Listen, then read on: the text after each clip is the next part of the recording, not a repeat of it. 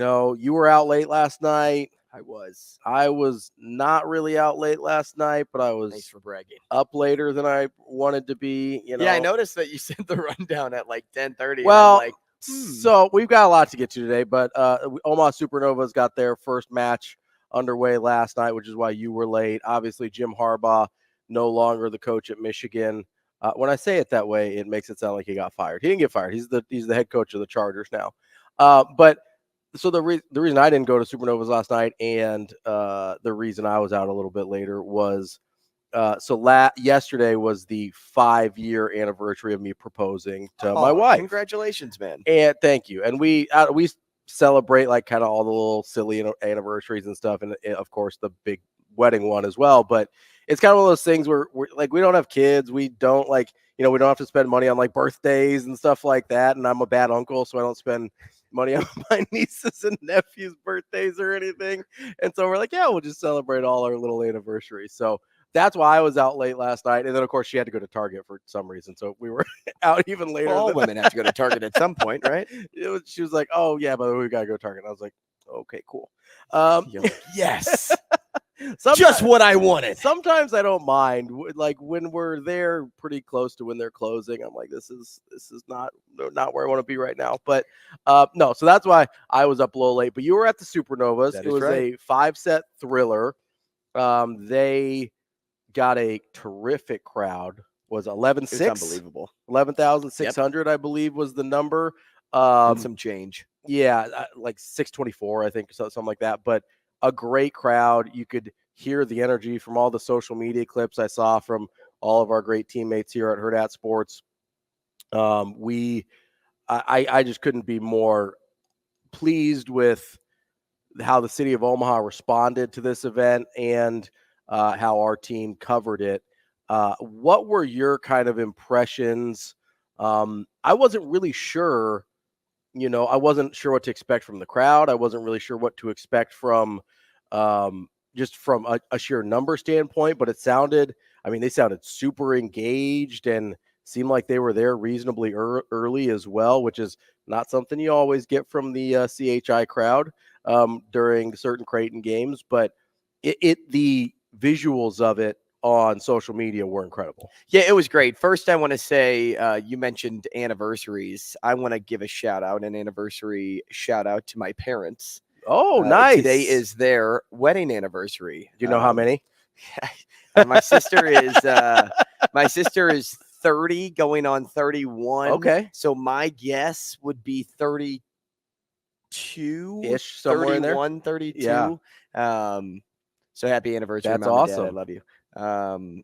But no, as you said, my first and early takeaways from that match outside of the atmosphere was, I didn't think the Supernovas looked very polished early on. Okay. They weren't playing with the same tenacity as the Vibe. It seemed like Atlanta had a step up on them. And if you were revisiting the preseason rankings, you would think the Vibe would be 1, the Supernovas would be 2. Mm-hmm. The Omaha wasn't connecting on all cylinders. They have a very talented roster, mm-hmm. but it was like, have they gelled yet? Have they come together yet?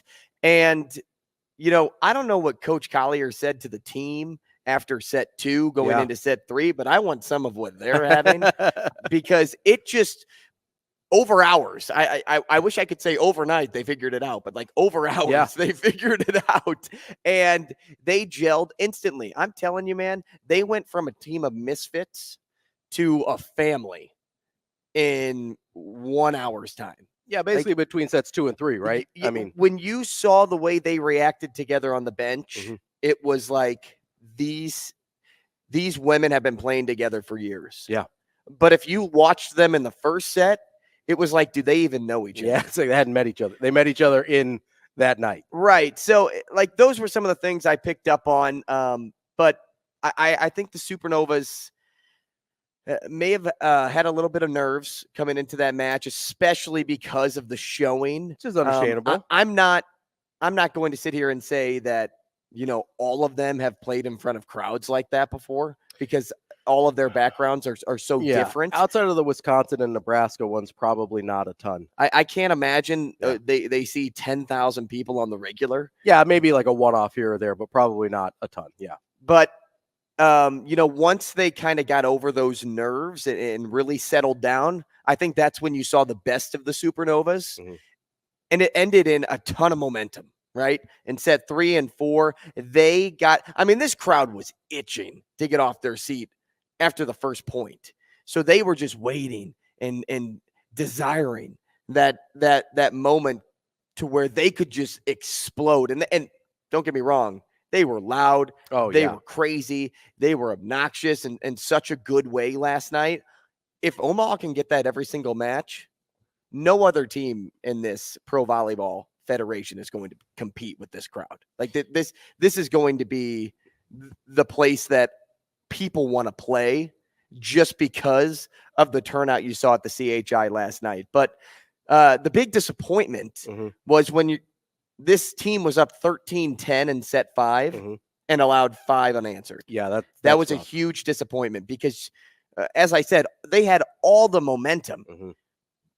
But then all of a sudden, after a timeout, the Vibe were just returning everything. Yeah. They returned every single ball. And it was like I saw remnants of set 1 and set 2 again in those 5 points.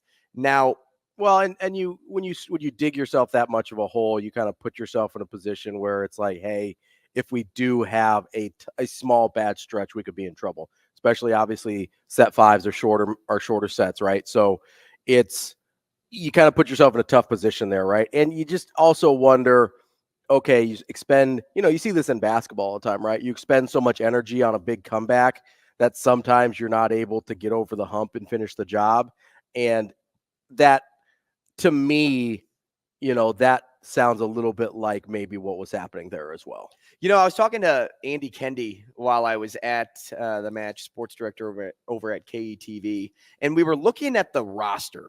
Okay. Because, so early on, I was having trouble figuring out like who the best were or like the level of competition. I was having trouble figuring out the level of competition here. Sure. Like, I know it's professional, but like how professional based on who I know on the roster.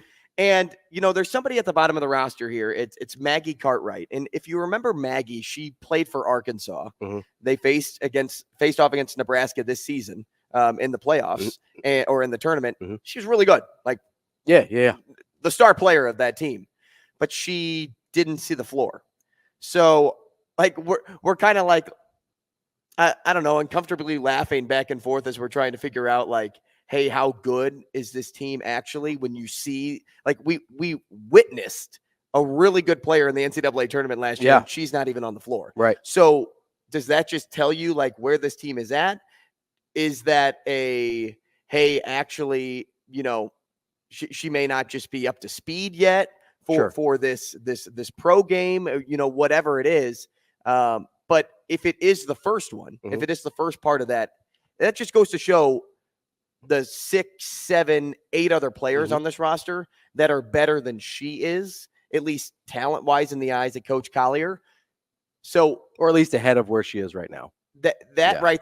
How does that not get you excited? Well, to just know that, like, I witnessed how good she was on the court in the NCAA tournament, and she's not even on the court for this pro team right now. Well, we talked about it a lot where, there's Olympians, there's people that have played in the Olympics. That's been, to this point, the highest level of volleyball that we've really seen in this country.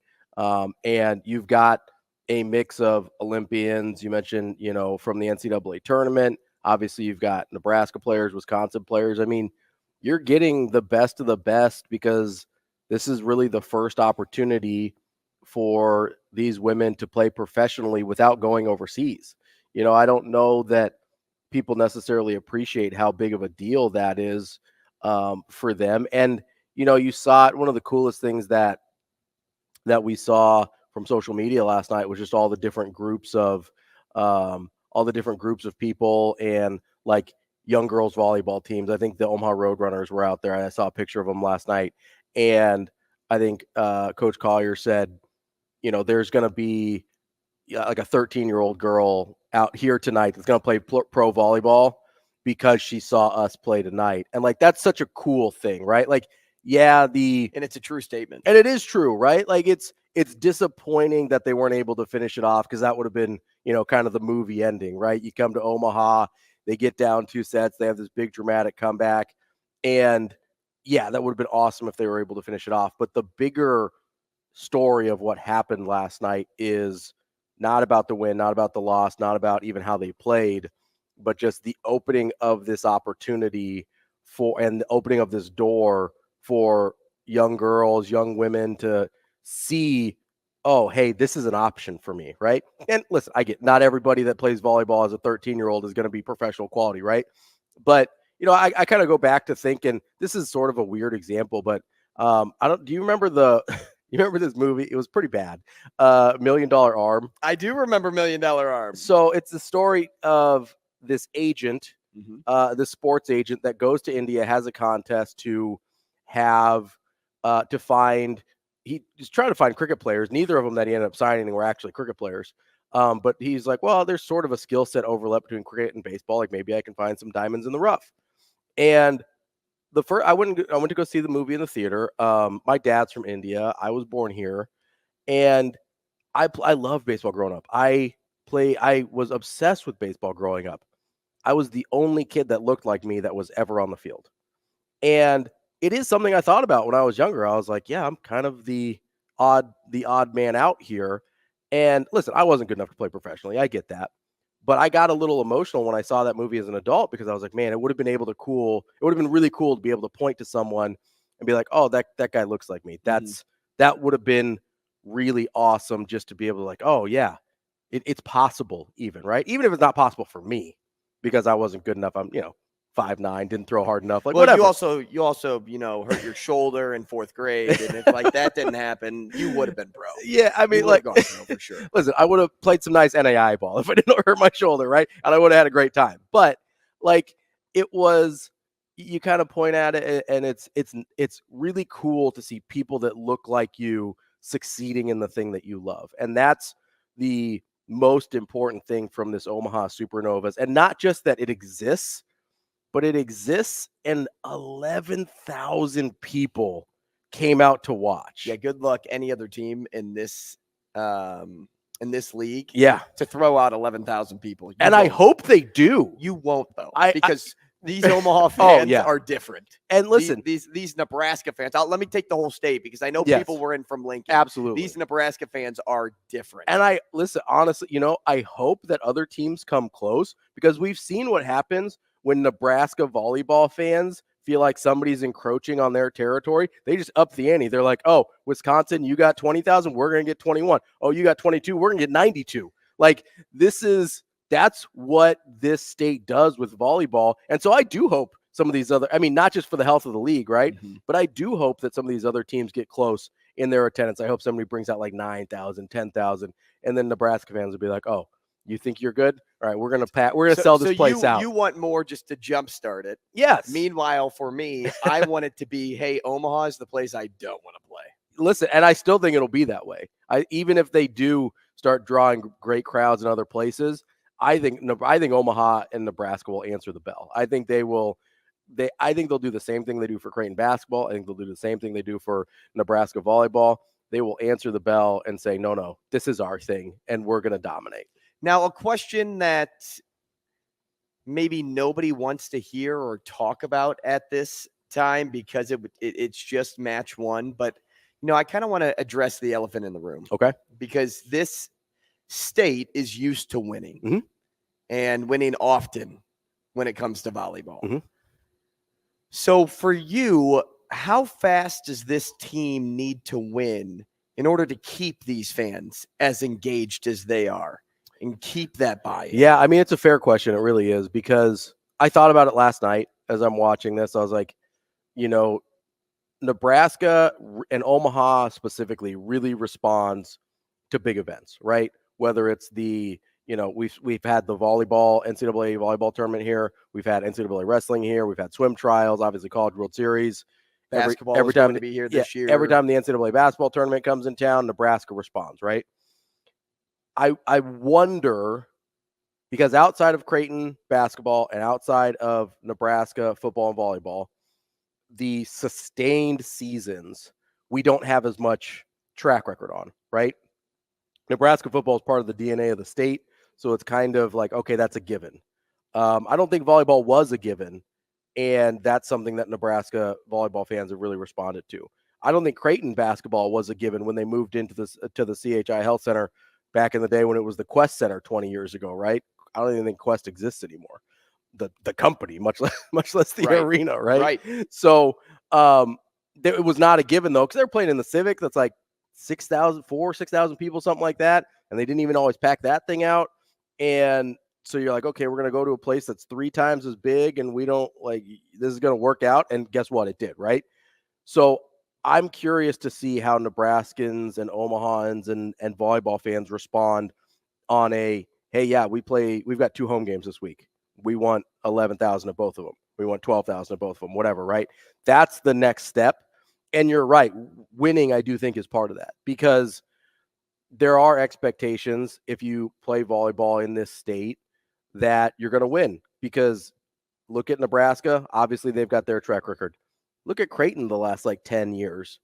They've got a really good winning track record. Omaha is winning at volleyball.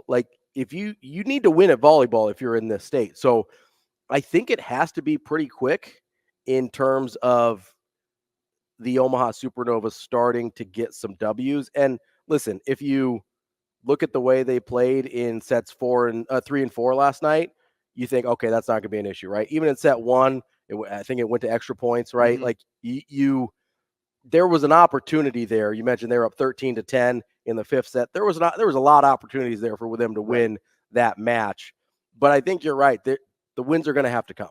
That's a non-negotiable, because the goodwill of the idea of this league will only carry you so far at some point.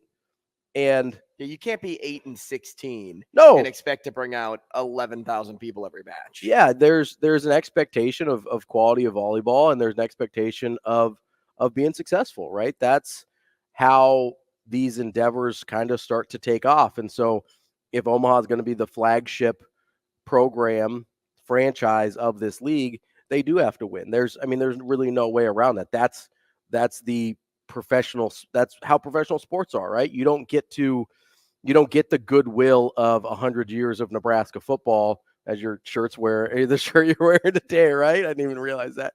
Perfect. But you've got a perfect analogy. You don't have the benefit of the doubt of 100 years of Nebraska college football when you're starting something new, right? You have to put on a good show, a good product, and give people a reason to come back, because people are obviously interested. We saw that last night. They want to be a part of this. Now, give them a reason to stay. Right. And again, this team is full of talent. Absolutely. They wouldn't be the preseason number 1 if they weren't full of talent. So it's hard to believe that they go 8-16, but I really do think you need to win early. Absolutely. Because at some point you're going to get out of the this is wonderful stage. This is wonderful for the novelty. The community. The novelty wears off. You're going to get out of that. And it's going to turn into, I want to see my team win. I want to see my team be competitive every single night. And if they aren't, you'll slowly see less and less coming into the building. It's important to find ways to win early. And, let's go back to that match just one more time and focus on the bright spots. Mm-hmm. They had a lot of bright moments in set 3 and 4. They had a ton that they can take away and say, this is who we expected to be. We just didn't get there early enough in this match. We started late. Yeah. But if they show that off in the next one, and then the next one, and then the next one, and say they are even 2-2, they don't even have to go 3-1 in that stretch. Say they're 2-2.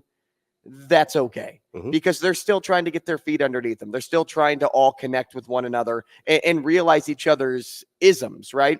Like where they're going to be positionally, because I noticed that a little bit too last night of this one's like kind of in my zone, but I don't know if I should go for it or not. They don't really know each other's tells yet. Yeah. And once they pick up on those, this team will gel.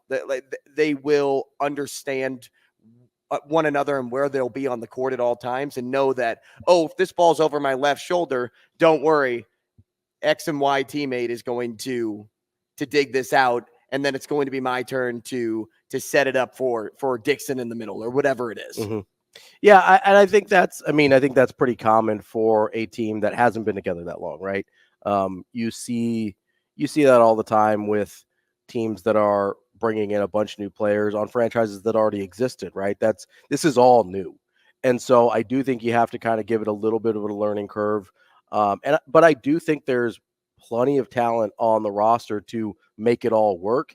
It's just a matter of, like you said, finding that teamwork, gelling together in a way that we saw in the third and fourth sets to allow them to to hopefully find that groove much earlier in their next match, which I believe is a week from Saturday. Do I have that correct? Next match against San Diego. The Mojo is February 3rd. Yep. So that is before my birthday. Oh, nice. Yeah. So that is a week from Saturday. That's back at home.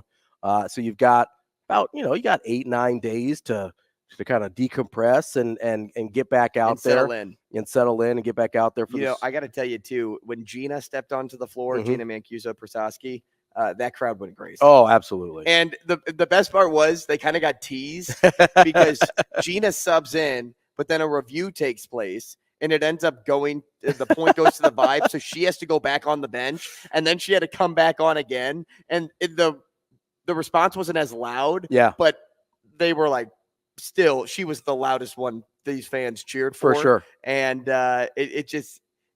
it kind of gives you goosebumps. Absolutely. Even if they're not cheering for you, they're just cheering that loud for a player, a team. Like, I'm sure, like, there were a lot of nerves for these women. And once they really feel the love versus feel the stress and the pressure, they're going to be something special. They'll be off to the races. We will set up the show coming up next. It's a busy Thursday. We are obviously going to get to Jim Harbaugh heading to the Chargers. What does that mean for Michigan?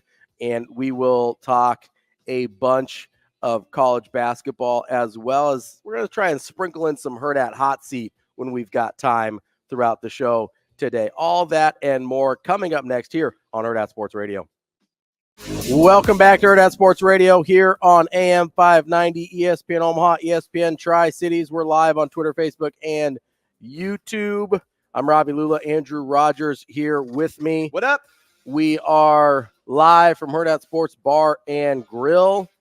I want to remind you, as you're maybe on your way to work this morning, maybe getting ready to get into the car, use your seatbelt. Using your seatbelt saves lives and prevents injuries, but only if it is worn properly. Make it click. This is a message from the NDOT Highway Safety Office. We've got a good show for you here this morning. Maybe a great show. We'll see. I think good's the floor, great's the ceiling. We'll see where we land in there. Coming up at 8 o'clock. Great's the ceiling? How about Supernova? Great. Love it. We've got John Fanta coming up. Bad. Well, listen, not all segues are winners. Not all radio, hits are winners, but we'll get it. We'll figure it out. I tried to be a dad. Didn't work. Well, you're not a dad yet, so That's you true. got time. time. You got time. I'm just practicing. Yeah, just get your reps. I'm getting in. all the bad You're ones okay. out.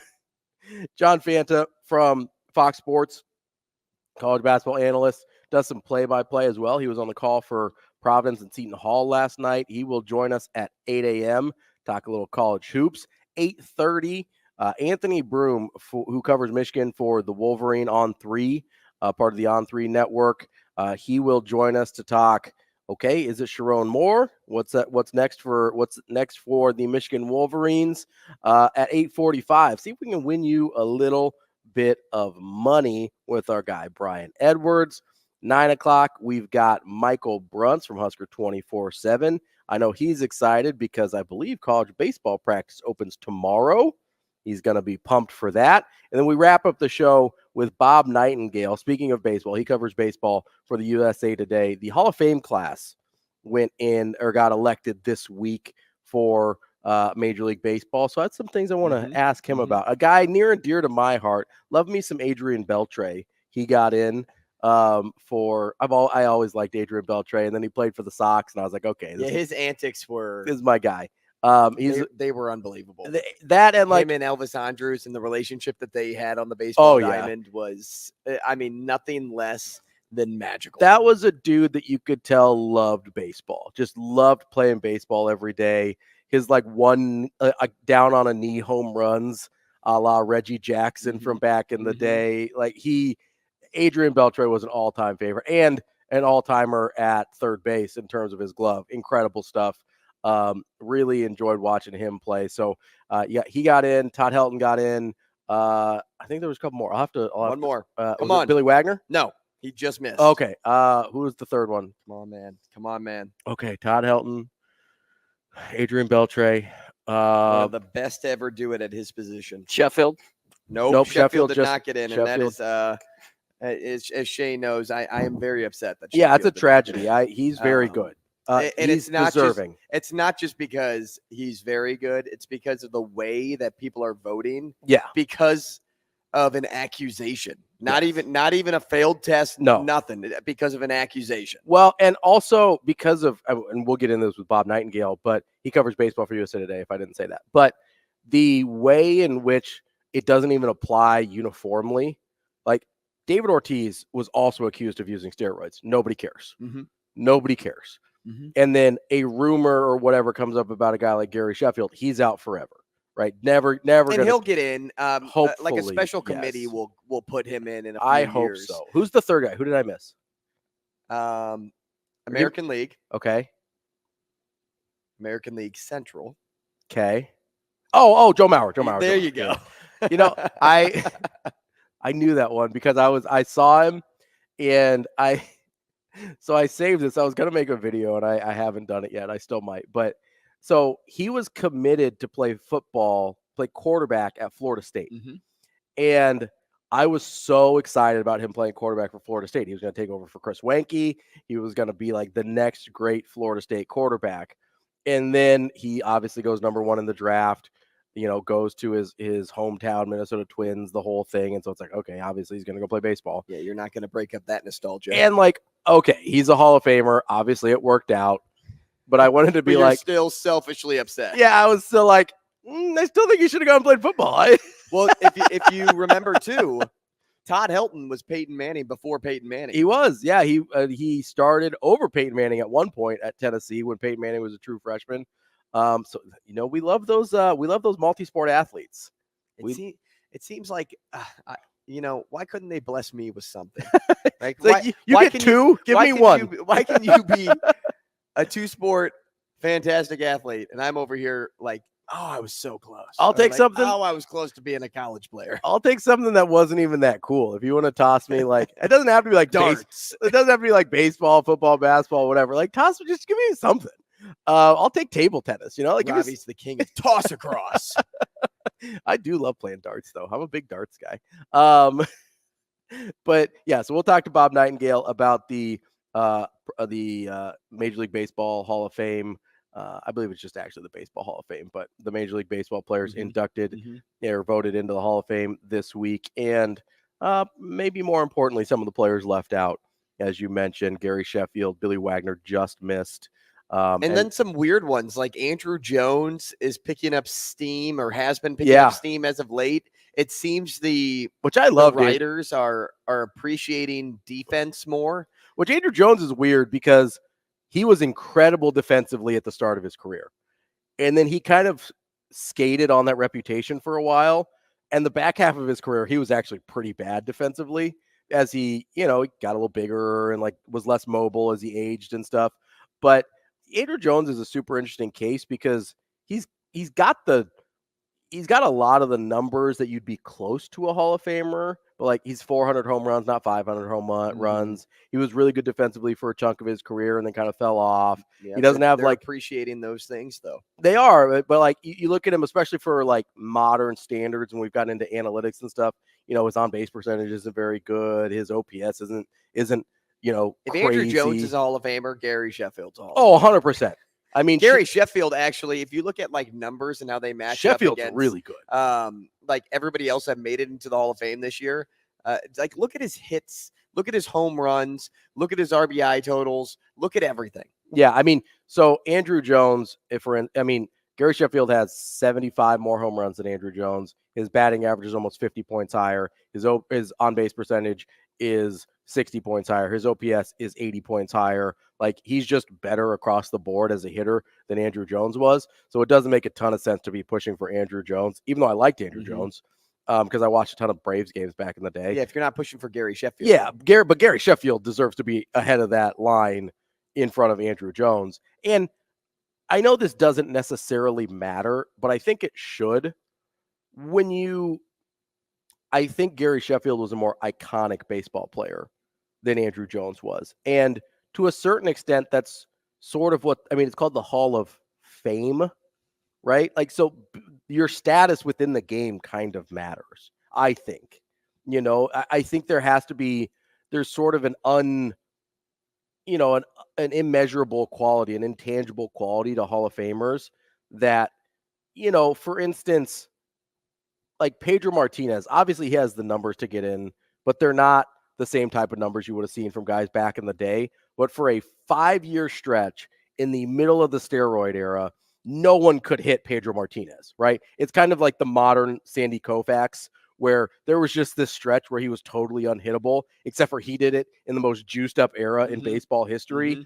And you're like, what do you mean his ERA was 1.73 and the league I think the next guy on the list, that was 1.73, I think was his 2000 season. The next guy on the list was like 2.7 at the best. I think it was 4. I think it was like 3.8 or 4 was number 2 in ERA in the league. Like, his league adjusted number, or his era adjusted numbers, it's wild, are bonkers, right? So even if he didn't get to the 300 wins or whatever that a lot of these guys do, you're like, okay, his status within the game matters. Gary Sheffield has a better status within the game, I think, than a guy like Andrew Jones. Andrew Jones was a really nice player for a really long time, and you could probably tell the history of baseball without him. Like, that's kind of what it comes down to. It's the same way we talked about this with the Heisman, right? Like, that's why I'm like, okay, yeah, Jaden Daniels, really nice player, put up really nice stats. Can you tell the story of the 2023 season and leave Jaden Daniels out of it? Yeah, you really can. Can't do that for some of the other guys. You couldn't do that with Michael Penix. Can't tell the story of 2023 without Michael Penix. So we'll get to more baseball randomly in January, because why not, here at the end of the show. Because baseball matters, man. Baseball does matter. People don't realize, like, there is a part of me that's still a huge baseball nerd. I don't get into it the way that I used to, but it is like deeply embedded in my soul, because it's the thing I cared most about when I was a kid. But coming up next, we will continue. We'll wrap up hour number 1, and I promise we will talk Jim Harbaugh and the Chargers coming up next here on Hurrdat Sports Radio. Welcome back to Hurrdat Sports Radio here on AM 590, ESPN Omaha, ESPN Tri-Cities. We're live on Twitter, Facebook, and YouTube as we wrap up hour number 1. I'm Ravi, Lulla, Andrew Rogers here with me. We've got a lot of stuff going on today, random stuff, but a lot going on, which we're always grateful for in the late January time period. One of the things, I'll never be mad. Listen, when football isn't in season, Nebraska football, right. That is, if we have content to share, it makes life a breeze. Stuff happening is the best, which we thank our Omaha Supernovas friends for having stuff happening last night. And thank the Los Angeles Chargers every single time I want to say San Diego. It's okay. Every single time. That's one that I'm cool with. Listen, they belong in San Diego. Could you just say St. Louis Rams then? I almost have before, to be honest. The issue with the Rams is I remember the first time they were in Los Angeles briefly. It makes sense. And then I remember them moving. So they were in St. Louis for the most of my life, but I do remember them in Los Angeles. I will say the Raiders is one that I struggle with. I want to say Oakland all the time. This is the third city they've been in my life. At least so you're not saying the Los Angeles Raiders. I was gonna say they were in LA. I remember that. Then they were in Oakland. I remember that. Now they're in Vegas, and I forget that half the time because they were in San Francisco for a minute. We took a photo outside of Allegiant Stadium. Did you? In Vegas over the weekend, and that place is sick. Yeah.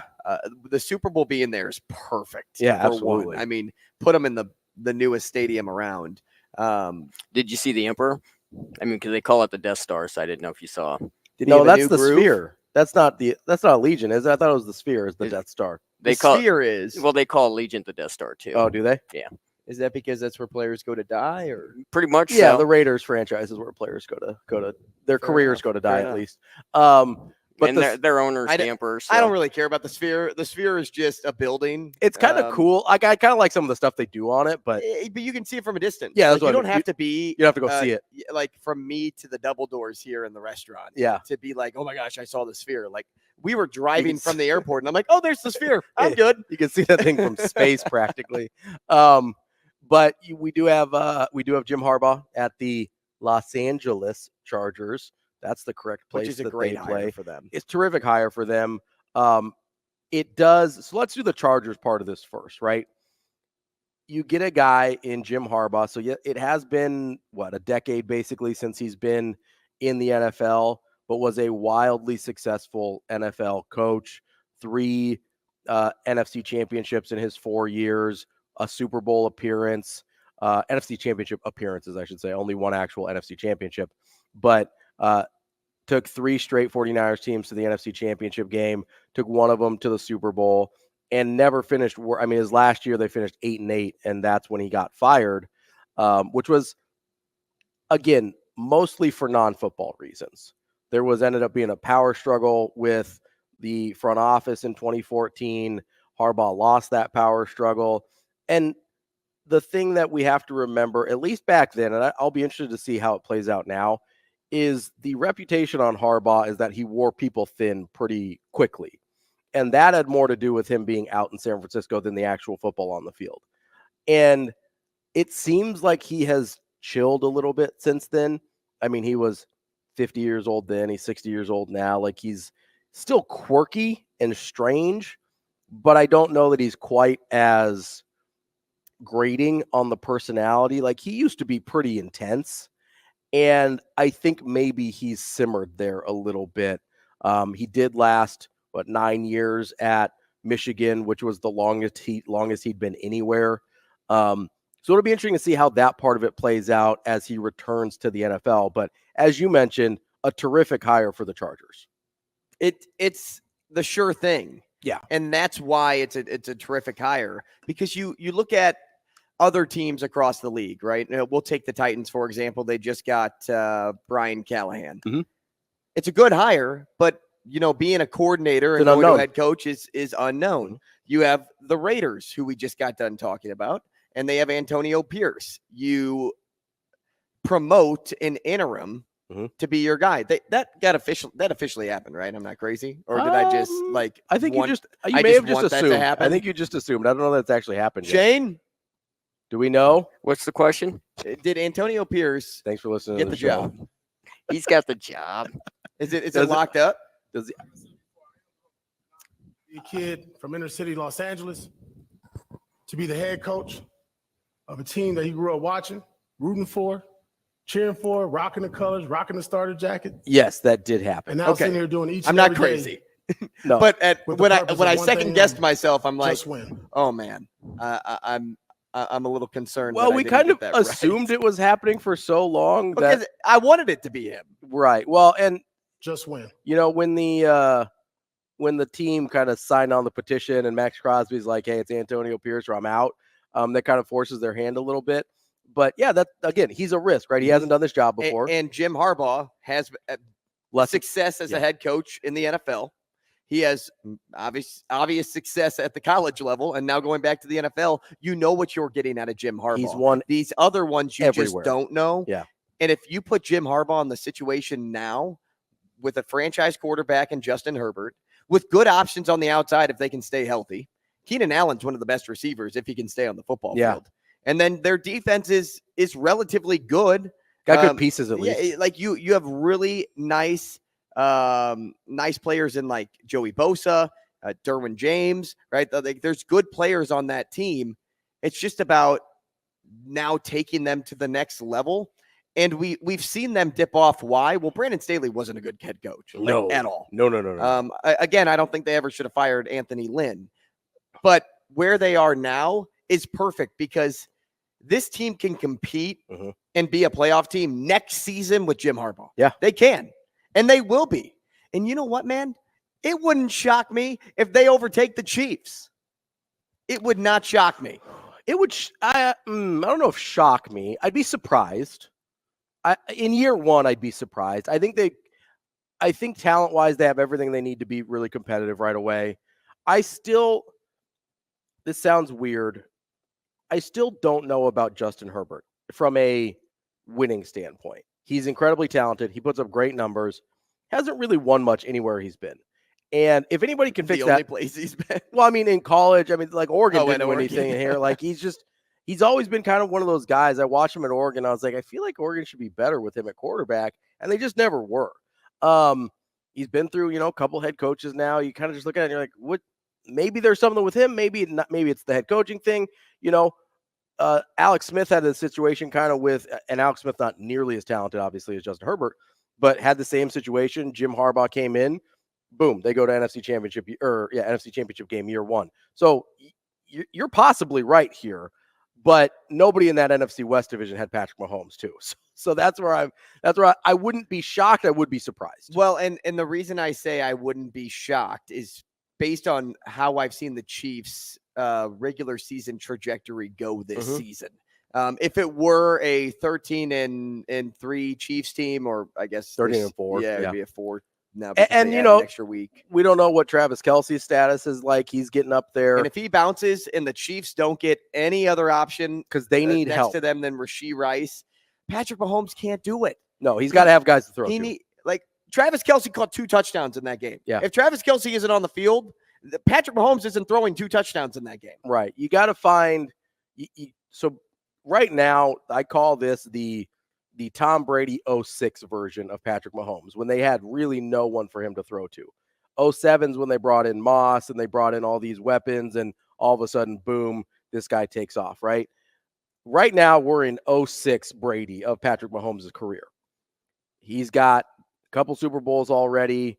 The team is kind of playing with that line of, okay, how much do we really have to pay receivers to still be productive? Because this guy kind of makes everybody look good. Well, I think the Chiefs found out this year with all the drops and the horrible wide receiver play. They're like, okay, we need to pay more than we did this year, right? So I would expect them to spend draft capital, to spend cap space, whatever, on receivers. But you're right. If they don't, and Travis Kelce either retires or he starts to decline a little bit because of his age and the pounding that the tight end position. Don't be shocked to see the Chargers next season. I mean, it's not going to be 11 games and that be enough to win that division. And it might be. 10-11 games seems totally plausible. I just assume that the Chiefs are going to win more than that because Mahomes, but they only won 11 this year, so it's not crazy. Like I said, I wouldn't be shocked. I would still be surprised, but having Jim Harbaugh is the best possible thing for Justin Herbert, right? He's got a track record of every single place he's gone of developing quarterback. Now, it took a minute at Michigan to find the right guy, but you go all the way back to San Diego. He had Josh Johnson. He got him on the NFL radar, and he's stuck in the league. He was the 49ers emergency backup in the NFC Championship game last year. He's been in the league for like 15 years, right?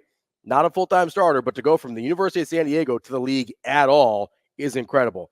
That's a Jim Harbaugh guy. Obviously, you have Andrew Luck at Stanford. Then you get Alex Smith and Colin Kaepernick to NFC Championship games. And then you go to Michigan, you win a national championship with J.J. McCarthy. You made Cade McNamara look like a functional quarterback, which I do not think he is, as we saw at Iowa briefly this year. That's a guy. Iowa's just where you go to die. Yes, though. Again, Iowa is the Raiders of college football. Of quarterbacks. Hey, now. Hey, everybody's ripping on the Raiders today. Always. Listen, they wear black. It's the same deal. It's fine. Black and gold, black and silver, same idea. But no, I don't think so. Nah, probably not. But Harbaugh is the guy you want if you're trying to get the most out of Justin Herbert. That's the point here. Well, he's the hot commodity on the market. Like next to Bill Belichick and Pete Carroll, it's Jim Harbaugh. And he's got the track record of doing exactly what the Chargers need him to do. That's maybe the most important part, is he's not just the hottest commodity on the market. He's got the track record. It's kind of like Matt Rule coming to Nebraska. Matt Rule had the track record of exactly what Nebraska needed. Jim Harbaugh has the track record of exactly what Los Angeles needs. And he's significantly younger, which is crazy to say about a 60-year-old. Coming up next, we've got John Fanta, Fox Sports basketball analyst here on Hurrdat Sports Radio. Kicking off hour number 2 here on Hurrdat Sports Radio, AM 590, ESPN Omaha, ESPN Tri-Cities, and we are live on Twitter, Facebook, and YouTube. We are efforting our friend John Fanta. I know he had a late night last night, but while we wait for him to join us on the Warhorse Sportsbook Hotline, I want to tell you about the Warhorse Festival of Games. Just a few days left to get your entries qualified for the $100,000 prop card challenge and the $20,000 grand prize drawing. You've got until February 1st to get those entries qualified. All you have to do is, number 1, be a Warhorse Rewards member. Number 2, you get an entry for every $50 sportsbook ticket that you place at Warhorse Sportsbook. You have to go to the casino in Lincoln to qualify and to validate your entries. If you've got any questions, concerns, not sure about all the things I just said there, go to warhorsecasino.com for all the information you need. Because listen, there's $100,000 on the line. You go 25 for 25 in that prop card challenge, and you might have yourself $100,000. And if you're like me and you're going to go like probably 12 for 25 on the prop card challenge, you can still win $20,000 in the grand prize drawing. Those entries work for both of those things. So make sure you go check out warhorsecasino.com for more information on the Warhorse Festival of Games. Which, you mentioned 12 out of 25. That's how I did in the national championship prop challenge. I'm looking back at the card right now, and I'm like, Andrew, why did you say the first offensive play call was going to be a pass? Like, both of these teams would have ran the football. Listen, you don't always don't always have winners. It's all right. It's okay. Not the brightest bulb. Yeah. Oh, not the sharpest crayon in the box. Yeah. John just landed, by the way, so he'll get with us soon. And which team will score the longest touchdown? Washington seemed like a true lock. Nope. It was our one of our favorites, Donovan. What's his name? Edwards. Thank you. I all I wanted to say was Peoples Jones. What a great last name, Peoples Jones. And yeah, he runs 2 of the longest touchdowns in that game. But the prop card was fun to fill out, and it was really fun to follow along with. So I highly recommend people. Well, and I think we're going to do a little show challenge as well. Maybe we'll see if we can get you some Hurrdat Sports Bar and Grill swag. Maybe did we get some extra entries by chance? Oh, I don't know. We'll have to check with our friends. I was looking at some of the messages, and oh shoot, I just marked.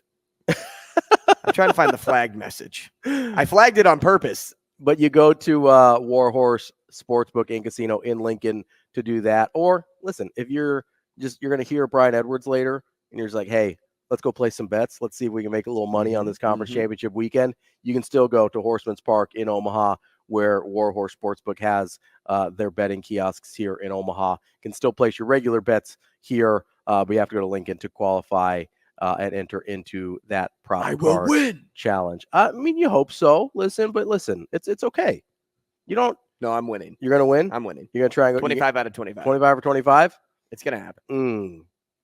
I want to put the over under at your number here. At 18. You get right. Oh, lower than that. Come on. 18? Come on. 18's a good number. Yeah, and it's going to be more. I'm going to say 15 and a half. Oh, I'd hammer the over. 15 and a half. I mean, after experiencing the national championship prop card, I'm ready. See, you're going to overcorrect, though. You're going to go in the wrong direction. Nope.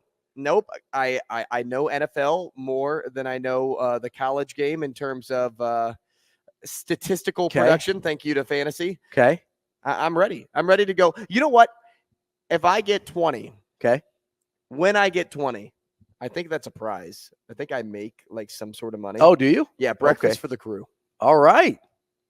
If you, I'm trying to think, we should do a little bet here. I'm trying to think of what, because I'll give, I'll take that 20 number for sure. I'm getting 20. I'm getting money. No, here we and go. Breakfast for the show. Let's do this backwards, right? Okay. If you do get 20, I will buy breakfast for the show. Okay. If you don't get 20, then you buy breakfast for the show. Well, I was hoping to use the money from when I win to buy breakfast for the show. They seem like really good odds for you and really bad odds for me. Well, no, listen, because if you win, then you got to keep your money. Yeah, but if it's a lot of money, you I don't mind buying breakfast. You don't have to go like cater in something here. You can just go to McDonald's. And spend There's going to be like three individuals in white aprons coming in. The white glove service. Yeah, and they pull off the silver tray and they're like presenting you with an Egg McMuffin. We should get some of our teammates here to dress up in like catering garb. Yeah. And you know what? Brandon's already got the fit going because of his little stash. He's kind of got. He does. He kind of does have the chef stash going. A little bit of a chef stash. He does. It's really more of a line cook stash than a chef stash. Yeah, maybe busboy. Yeah, maybe he's. I don't know if he's quite to chef level yet, but he's definitely got some line cook vibes. He may have a rat underneath his hat. He's helping him doing cook. a little ratatouille. Hello. I don't think that passes health code, by the way. No, I don't think so. I would be a little wary about that. As Shane said a minute ago, John's just landing from his flight, so we'll stand by. Yeah, we're gonna try and still get him here in this segment. He is. Do you think John's one of those people that stand up in the aisle like once the plane lands? Oh, I don't think so. He seems like an aisle seater. Yeah, I would think so. I think he probably sits aisle. I hope he's patient. I bet he's a standard. You think he is? Just because I know John's like. You think he'll antsy? Yeah, and I think he would stand. I think it's okay to stand in your seat as long as you don't like push into the aisle. Yeah, see, so many people went into the aisle, and it made me laugh because, when you're sitting on an airplane and it's just every row, right? And it goes back every row. That's how you exit the plane. You're not going anywhere. The most hilarious thing to me is the people that walk from the back of the plane as far up as they can get so that they can get off the plane first. If you wanted to get off the plane first, how about you sit middle seat in row 4 rather than aisle seat in row 20? 34? Yeah, exactly. Unbelievable. I feel you. Joining us now on the Warhorse Sportsbook Hotline, John Fanta. He is, maybe the most recognizable voice of Big East basketball these days. He does college basketball on Fox. Also does some work with the Field of 68, which he did both last night. I heard him on the Seton Hall Providence call, and I see him on Twitter on the Field of 68. John, you're the hardest working man in show business. It's great to be with you guys. Good morning to you, and thanks for saying that. Hey, we're right in the thick of conference play. I'll get some rest at the Jersey Shore in July. Forget about it. Forget about it right now. There's too much basketball. There's too much basketball to be played. John, are you somebody that when the plane lands, you stand up in the aisle? No. So sometimes I'll take a tarmac nap. I'll just go back to sleep, and then maybe get nudged by the flight attendant. But yeah, I don't understand unless you're in an urgent rush to make the connection. Mm-hmm. I just landed down here in North Carolina. I've got a game for CBS Sports Network tonight, and unless you're in a rush to make a connection, or you've really got to use the bathroom, like why are you standing up when there's no movement happening at all? Because I don't understand it. I don't understand it. It'd be like going to McDonald's and ordering a salad. Just sit down and be patient for a couple of moments, and then you're going to be fine. But that's, there's no such thing in our world today. Come on. We're talking with John Fanta. We knew he was a good guy. We knew he wouldn't stand in the aisle. Shane was over here saying that you were. You were that I'm guy. not an aisle stander. I really try to stay composed. On this flight, my bag was a couple rows back from my seat because that was the only overhead space that was available. So that's why I'm a couple of minutes late here. But I waited for the people to get off the plane behind me. I got my bag. We were very composed, and then you walk off. So it's we got people shoving and running and doing this, and not everybody's pants are staying up. It's just a nightmare in the airport. You see stuff in the airport that's allowed in an airport that would not be allowed anywhere else. Unless you went to Walmart. Unless you went to Walmart at about 10:15 at night. Yeah. You got to be careful, the Walmart after dark a little bit. But speaking of true. Speaking of teams that have kept their composure, Providence, after losing Bryce Hopkins, lost those 4 straight games, including one to Seton Hall at home. They've bounced back. Obviously, they had DePaul, which is DePaul, right? But then they get the big win last night for the game you were on the call for at Seton Hall, a Seton Hall team that until they played Creighton had been playing great basketball. How impressed have you been with Providence and their ability to kind of pivot after the Bryce Hopkins injury? Well, I was really impressed last night. To me, last night was the most impressive win of Kim English's tenure. Even better than their home win over Marquette or their wild overtime win over Butler. To me, what they showed last night was an ability to punch back when it looks like it's when you're playing at about a C. Last night, I would have given through about 25 minutes in that game, I would have given them a C. And yesterday, when it shoot around, I think the vibe that I was getting was, well, does this team not have enough? Does this team not have enough? And is that going to prohibit them from making the NCAA tournament? I think it's a natural question when you lose a guy as good as Bryce Hopkins. Mm-hmm. But Kim English wasn't asking that question. And I thought he showed last night that he can do this job, that he can be the guy at Providence. And we'll see how it evolves long term. But he's 35 years old. You're at the Prudential Center last night. Yes, Seton Hall doesn't have Kadari Richmond, but you guys know, and I'm here to tell you right now, like, even though they lost last night, that Seton Hall team is for real. Mm-hmm. They are playing beyond their skis. And last night they started the second half 7 for 8 from the field and built a double-digit lead. Now they just went cold, and that's just it. Providence is second in the Big East in scoring defense, only the UConn. They're top 10 in the country in defensive efficiency. This is a great defensive team. And Devin Carter's playing like a Big East Player of the Year candidate. When they get some shot making from Ticket Gaines and Jayden Pierre, which he did down the stretch last night, they become tough. But more than anything, they were getting blasted on the glass. They were really getting out rebounded. Seton Hall has surprisingly been a terrific rebounding team this year. And Josh Oduro said, enough is enough. That was an enough is enough win for Providence. It's a great win for them, and it gets them back on the right side of the bubble for now. John, another team that needs to get on the right side of things is DePaul. And they made a change at their coaching position. But, to get competitive in the conference again, is it about that leadership? Is it about recruiting? Is it the whole operation? How do you get from going from the laughingstock of the league to actually be taken seriously again?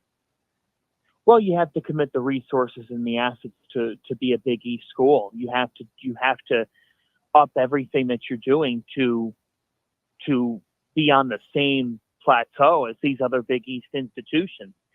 And sources have told me that DePaul is willing to commit much more money to this coaching search than they have in the past. They have a new university president. His name is Rob Manuel, and Dwayne Peevy, the AD at DePaul, who fully swung and missed in his first search. Now, I want to make this clear to the people out there who say an AD makes the hire. An AD works with a search firm to get a candidate pool list. Mm-hmm.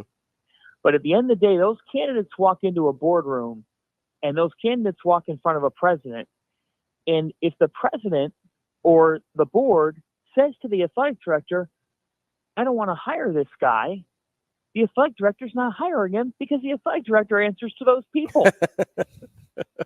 So to that point, this is really interesting. I think that DePaul now, for the first time in perhaps 20, 25 years, the reason why I believe that DePaul could get this on a better track now is the president of the university trusts his AD.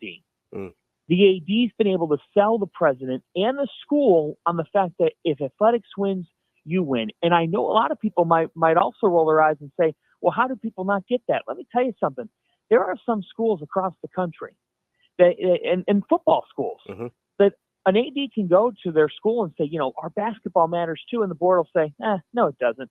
Just get an 8 or 9 seed and we'll take it from there. Like, we don't need to commit more than we already are committing. You go and, you're fine being a middle tier. You've got to have commitment. You've got to have competency in those leadership positions. DePaul has not had that. They have not had that in a very long time. So they're going to be able to commit more money than you would think. I think they could be committing in the neighborhood of $3 million a year, gets them in a much, much, much better place here. But they've got work to do to field these candidates, to get the right candidates. But they are going to get a guy who's been a college head coach. There is no question in my mind. They will not get an assistant making his move up. I don't think they're going to be stuck in this situation. I really do believe that they're going to get a notable name here who's trying to prove something at a next opportunity. But more than anything, Tony Stubblefield is unemployed right now because Dwayne Peevy, the AD at DePaul, has people lined up to give NIL. But during the holidays, when he called those people, they said, I'm not giving to this current regime. You got to show me that you actually care. We're talking with John Fanta. He covers college basketball, calls college basketball for Fox Sports, also does some work for the Field of 68. John, as I'm looking around the Big East and we see, obviously UConn at the top of that hill, is there any weaknesses in the UConn armor right now? We're talking about the bottom of the league in DePaul, switching all the way to the top of the league now with UConn. Is there anything you've seen you're like, hey, this is where somebody might be able to get them? Man, maybe somebody should mess with Dan Hurley's yoga schedule, because I don't know. I mean, I'm waiting for some. I guess it's Hurley versus the refs. That's the only thing that could cause them to have a hiccup. No, I mean, here's the thing. If Tristan Newton stays healthy for this team and stays in the rhythm he's been in, they're going to be very difficult to beat. You've got to crack that code. It's not Klingon. It's not Caravan. It's not Spencer. It's not even Stephon Castle. Like, they have players. They've got weapons guys. They've got great players. Yeah, they're UConn. They're going to have great players. But to me, they won a national championship last year because their point guard was phenomenal. And Tristan, like, if I'm putting a Big East Player of the Year list together right now, he's got to be there, because to the best team, I typically give the best awards to. If you've won, and he's their most important player because he's the point guard. He's the guy who steers the ship. How many times have you guys seen the last 2 years shot clocks winding down? UConn needs someone to make a play or make a shot. And this kid is a dead-eye shooter off the dribble, like drilling threes that are from way downtown at the college level. I think that's it. I mean, I think that is if you're going to find a way through this armor, you got to get Newton to have an off night, because if he's stirring the drink, Caravan and Spencer are going to hit, catch, and shoot threes. In the first 5 games of Big East play in the new year, Caravan and Spencer combined to shoot 30 for 50 from 3. Like, they're incredible shot makers, but you gotta shut down the point guard. You gotta beat him. Klingon's really good. He's talented, but he's still figuring things out off that foot injury. To me, it's just how many ways they can beat you from the perimeter. When they hit a 3, it feels like 4 or 5 points. You gotta contain Newton.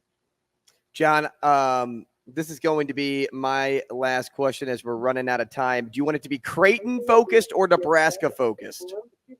Ooh, Creighton focus. All right. How concerning was Creighton's loss to UConn for you with how lopsided that game ended up? Do you think it was just a fluke night for the Jays, or do you think what you saw is what you'll see again in February when these teams meet again?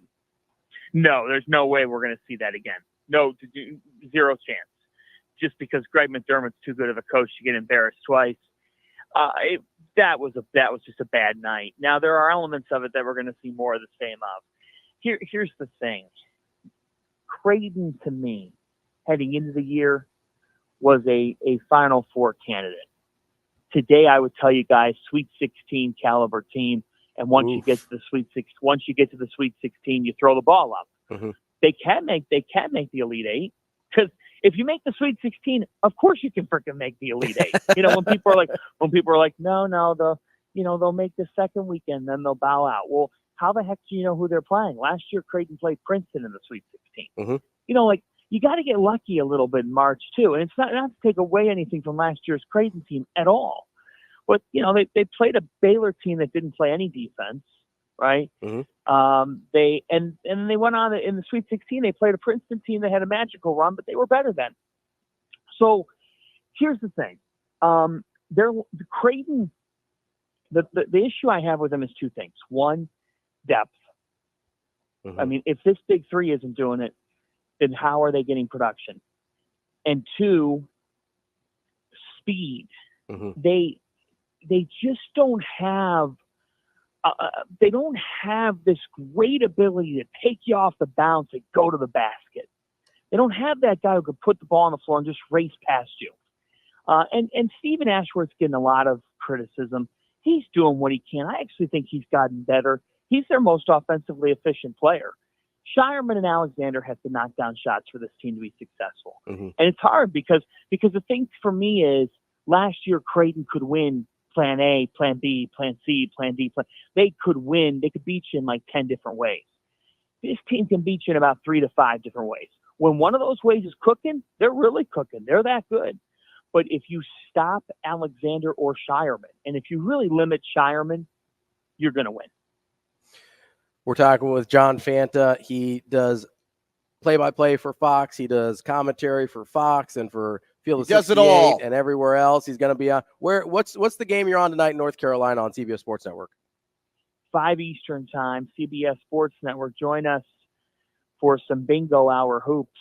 We're just in time. I'm running into my grandma's dinner, but hopefully somebody can watch. What's the matchup tonight? 5 o'clock. It's Campbell and Elon in the Coastal Athletic Association. So I'm en route to Bowie's Creek, North Carolina. Whew. Either of these teams, potential March upset teams, John.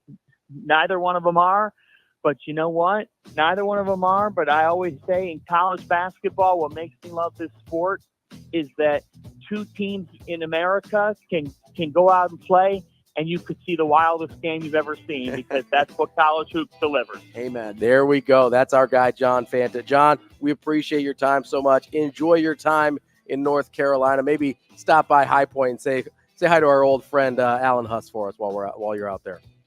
Appreciate you guys. Have a great day, and talk to you soon. Thanks, John. That's John Fanta. He covers college basketball for Fox Sports, for CBS Sports, as he said tonight, and of course the Field of 68, the busiest man in the business. We appreciate John's time.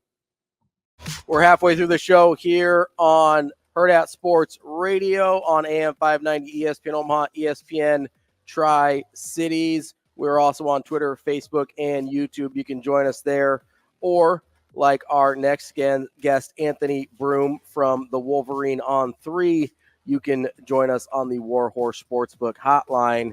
Anthony, how are you this morning?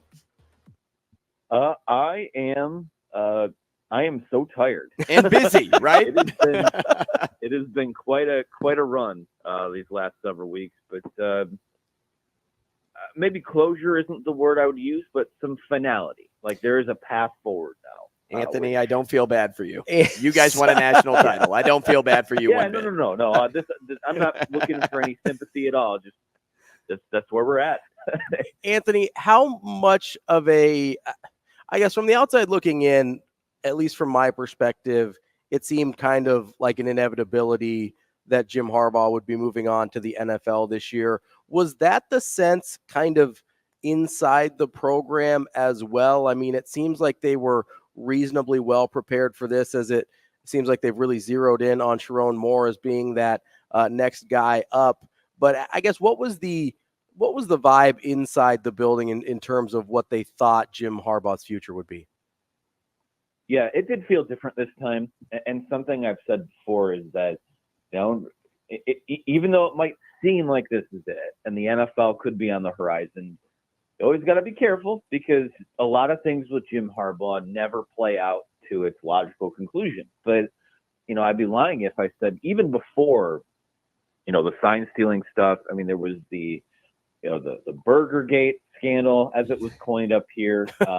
It did kind of start to feel like there was like a last dance type of vibe to all of this, given that, Harbaugh had the 2 years of, before this where there was an NFL courtship. Obviously, he had, his most loaded roster yet, and a lot of those guys are going to wind up leaving. It did feel like that no matter what wound up happening this year, that there was a really good chance it was the closing of one chapter and maybe the beginning of something else. So not really surprised it wound up this way. I mean, really, this is the most basic and straightforward thing that could have happened. The second that Chargers job opened, everyone was kind of like, well, that's the one to keep an eye on, because, you have Justin Herbert. I know they have some cap issues, but, anyone who follows the NFL knows the salary cap isn't real. You can get around that. So it's like, I think it's a good situation, and I think he'll win there. And I think that's what he wanted to do. He originally, gave Michigan 7 years and said, after 7 years, I think I might like to go back and explore this. And obviously he stayed for 9. And there were some bumps along the way. There was some glory and some confetti along the way as well. But sitting here today, I can't really say I'm surprised the way any of it went. Anthony, is the assumption that it's pretty much locked up, but because you have to wait like a certain amount of days with the university, that Sharon Moore is going to be the next head coach? Yeah, I mean, if I was in charge of a sports book or something, I wouldn't even post odds on it. It's going to be Sharon Moore. Yeah, I'd be stunned if something happened where that wasn't the case. There's a state law up here in Michigan where apparently, as a public institution, the job has to be posted for 7 days. I think they're trying to get some kind of waiver to get that pushed through. I think you can do that citing like business purposes or damage to your business, whatever it is. But, now when you look around college football, 7 days is a long time, especially when you've got, look at what happened at Washington, Alabama. Some of these schools were, the second that move becomes official, that you haven't, your head coach is leaving, those guys have 30 days to hop into the portal. So I don't expect a lot of that. I don't really expect that to happen with this group at Michigan. I think most players on this team that decided to come back or that had decisions to make kind of knew what they were signing up for. I mean, it's kind of been assumed that it would be Jim or Sharon next year. But, yeah, if it's anyone but Sharon Moore, something wild has happened, because I think all boats are sailing that direction right now. We're talking with Anthony Broome. He covers Michigan for the Wolverine.com. That's part of the On3 network. Anthony, do you think that's the right direction for Michigan to go? It seems like they zeroed in on Sharon Moore extremely quickly. Doesn't really seem like they ever explored other options. Has this kind of just been the plan that's been in place since there were some previous flirtations with the NFL for Jim Harbaugh? Or I guess, how did it become such a foregone conclusion that Sharon Moore is the guy? And do you think they maybe should have cast a wider net? Yeah, timing is part of it too. If this had been something that happened, let's just say Michigan doesn't make the playoff and there was a decision to make in December, I think you can cast a wider net and go after like Kalen DeBoer or some of these other guys. But I think regardless, they've kind of been locked in on Sharon. Now, this is a much different situation. If this had been 2 years ago, where Jim Harbaugh gets on a plane, goes to Minnesota, expects to take that job, And then you're sitting there going, wow, okay, we don't really know if they have his successor here. Well, given the passage of time, I think Sharon Moore has obviously earned this opportunity.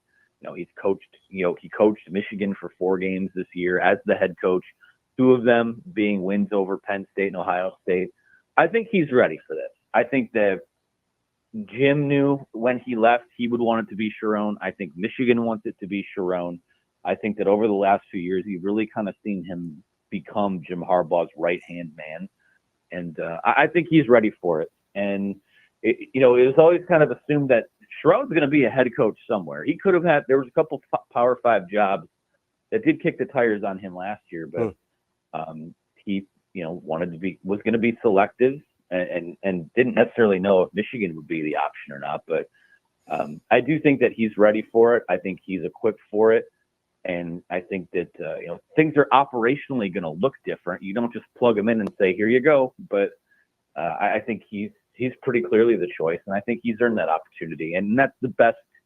It's the best for them to kind of keep this window they have open now. And we'll see what things look like a few years from now. But this is the best option for them. It really is. Anthony, is there any coach out there that even though you think Sharon's the best option and that's fine, is there anybody out there that you just kind of wonder about, like, that might be interesting?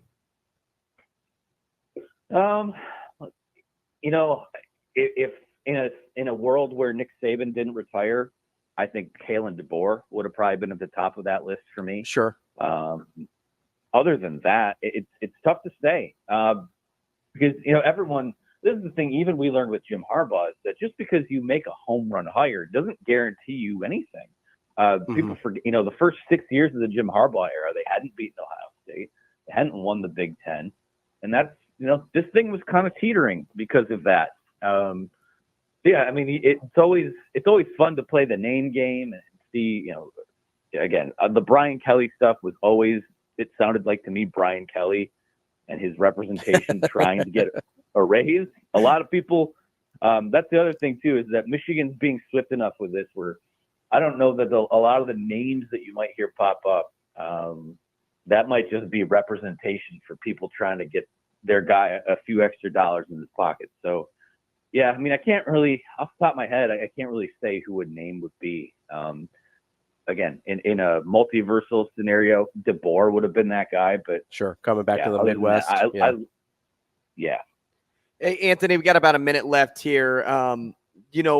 Because people talk within a program, do you think J.J. McCarthy going to the draft was maybe a whisper after knowing that Jim Harbaugh wasn't going to be the coach again next season? Like, were those moves connected at all? It's possible. I think when you look at J.J. McCarthy, I think as an NFL draft prospect, I think a lot of the things that you might hear scouts say he needs to improve on are things that he could only get better at by being in the NFL. So I think, when you're a guy like that, 27-1 as a starter, you won a national title.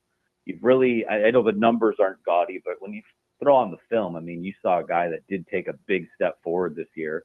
I think it was time for him from his perspective. Maybe NIL kept him around Michigan a little longer in a different scenario. But I will say this, when they had their championship celebration about a week or so ago, it did feel like both Harbaugh and JJ were going, and that's ultimately what happened. Anthony Broome from the Wolverine.com, part of the On3 Network. Anthony, thank you so much for your time, and hopefully one of these days Michigan will let you sleep a little bit. No, I know what I signed up for. I'm good. That's Thanks, Anthony Broome from the Wolverine. We appreciate your time. That again, Anthony Broome from the Wolverine.com. That's part of the On3 Network. Coming up next, our guy Brian Edwards trying to make some money. Welcome back as we wrap up hour number 2 here on Hurrdat Sports Radio on AM 590 ESPN Omaha, ESPN Tri-Cities. I'm Ravi Lulla. Andrew Rogers here with me. We are joined now on the War Horse Sportsbook hotline by our guy Brian Edwards, our Vegas insider. B, how are you this morning?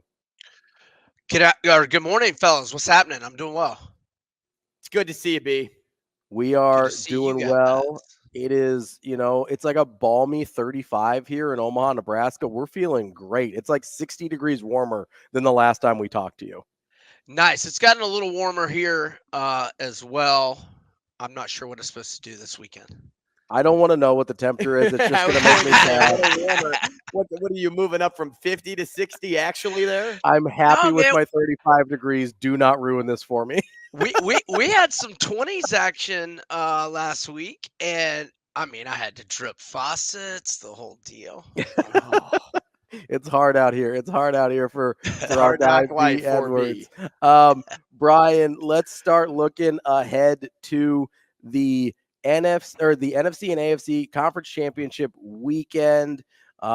Baltimore is a favorite over Kansas City. That line has moved around a little bit. Where do you like it at? Okay, so I like Baltimore if you can get 3, but I see DraftKings is still at 3.5. Caesars is still at 3.5. Most are at 4 though. I mean, if you can buy the half point to 3, I mean, if they're making you pay like more than minus 130, never mind. So the reason why I like Baltimore if it's at 3, well, they've just been absolute money at home. Now, I don't really count the regular season finale when they lost to Pittsburgh because Lamar Jackson and Zay Flowers and Odell Beckham and Roquan Smith, et cetera, rested because they had the number 1 seed wrapped up.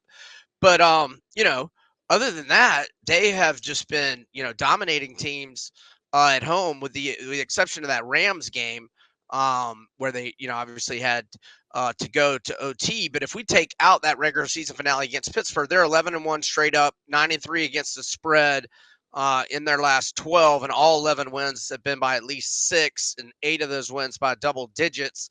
And Kansas City's got they've got a couple of injuries. It looks like Baltimore's going to get Marlon Humphrey and Mark Andrews back, and I like Baltimore -3 if you can get that. I will say, I believe the number on Mahomes is now, I believe it's 10-2-1 against the spread with 9 outright wins as an underdog. So at 3.5 or 4, I can't lay that to Mahomes. But I also like the over, which is 44 or 48, 4.5. Now, we're still a good ways out, but it looks like we're going to get a lot of rain.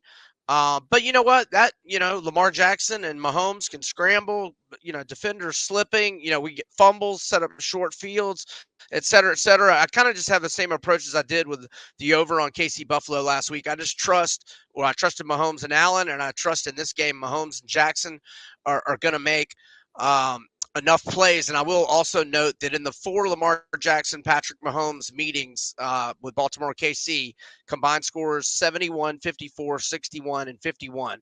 So I like the over, and I like Baltimore if you can get -3. B, you mentioned Mark Andrews being back. Excuse me. Isaiah Likely anytime touchdown is on your prop card. If Mark Andrews is back, how do you see Likely's production going down, and why do you like no pun intended, the +325 there? Well, yeah, I mean, they run a lot of 2 tight end sets, so even if Andrews is back, likely he's going to still be involved. And he scored he scored 6 touchdowns in the last 6 games, but he scored a touchdown in 5 of the last 6 games. So +325. I'm just talking small change on that. And then I also like Lamar Jackson's rushing yards prop over 63.5. Now, I will concede he's only gone over that 4 times in 17 games this year. Because he missed the regular season finale and played last week. So 17 games, he's been over it 4 times.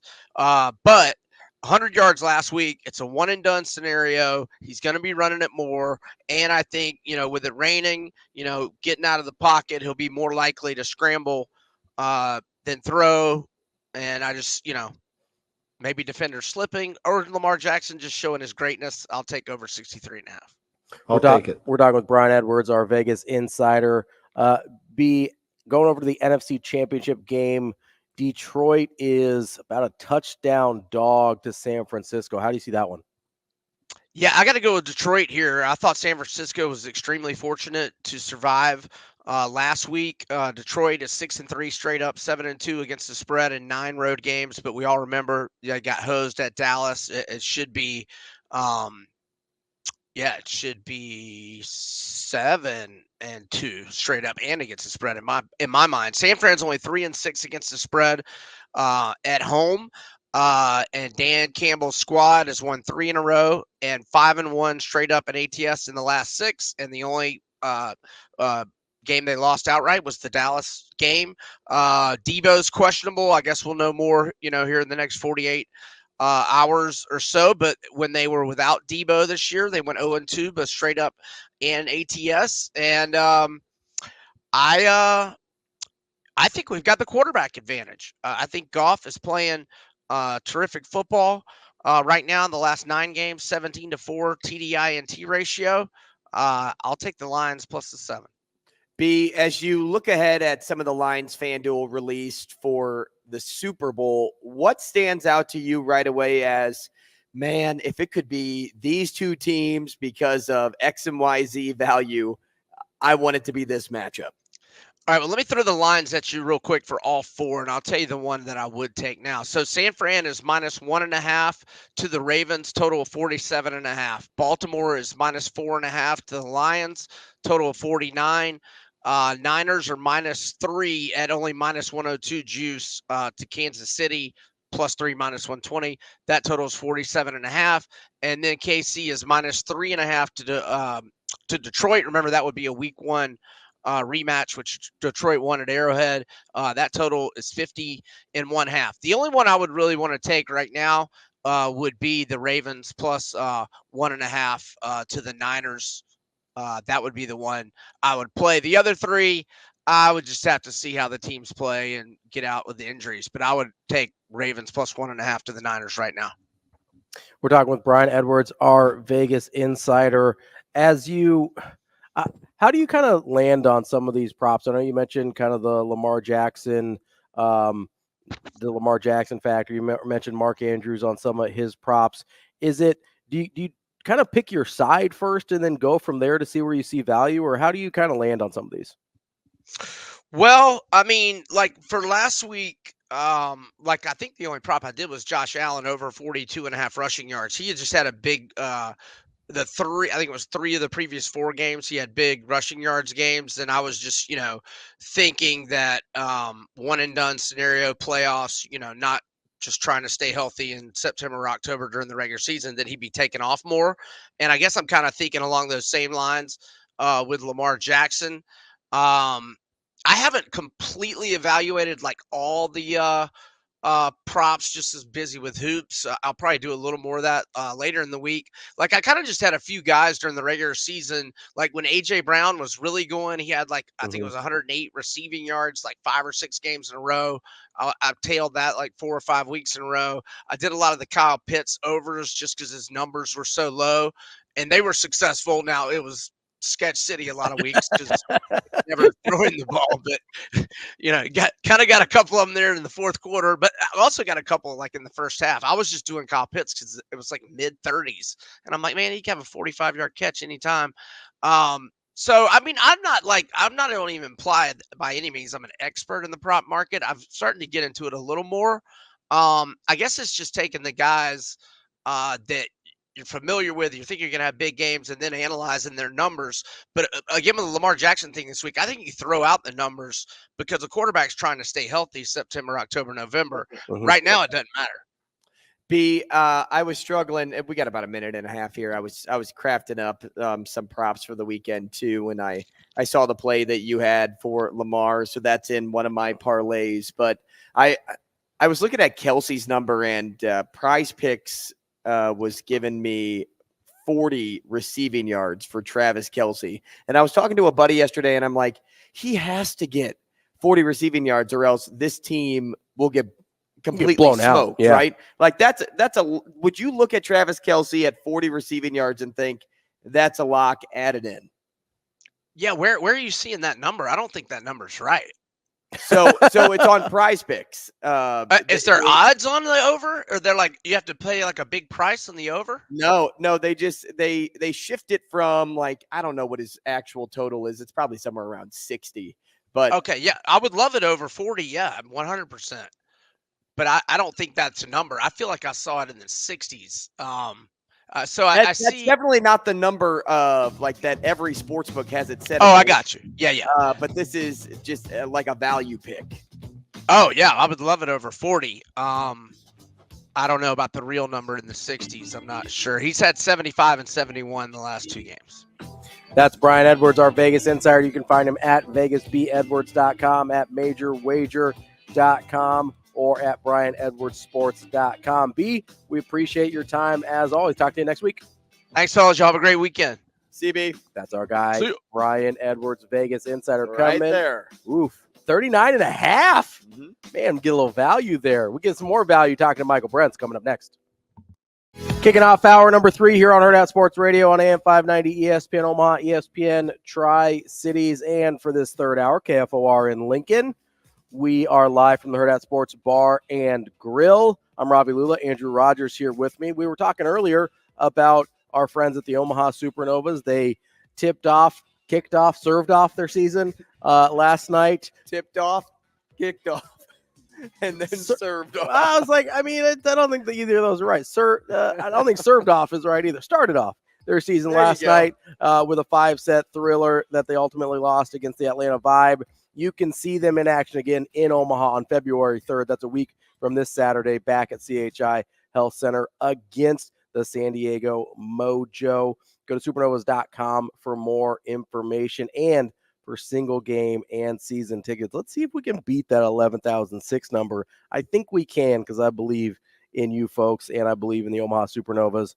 And I believe that you'll see the best volleyball talent you've ever seen on one floor. NCAA champions, All-Americans, and Olympians.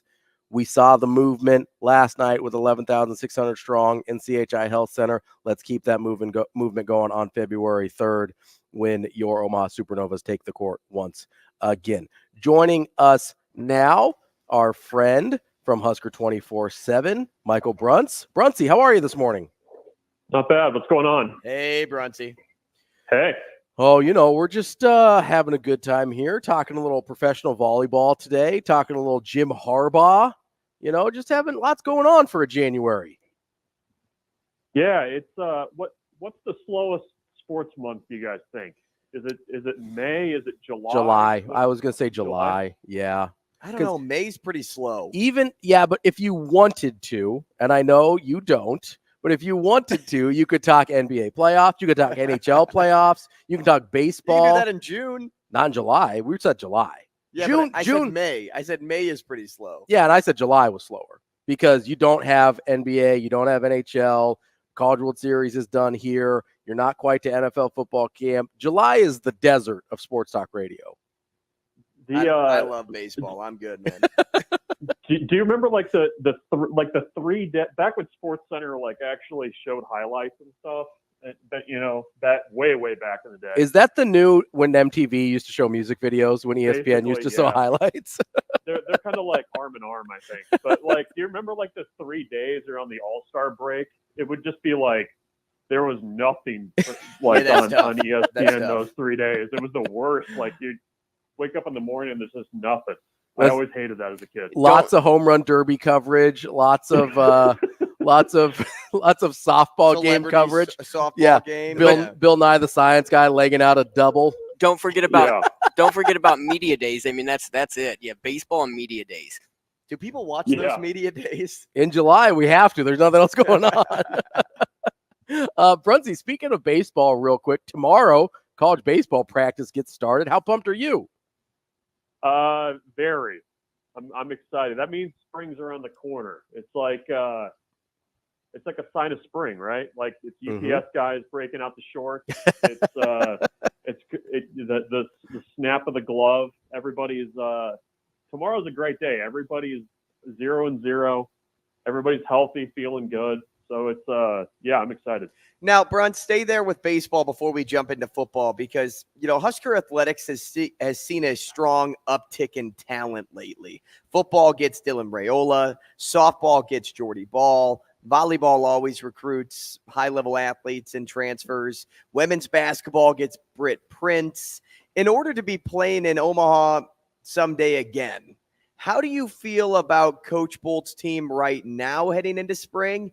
And who are we possibly sleeping on if there are any of those giant, I don't even want to just call them recruits or transfers that are either in the program today or being brought in?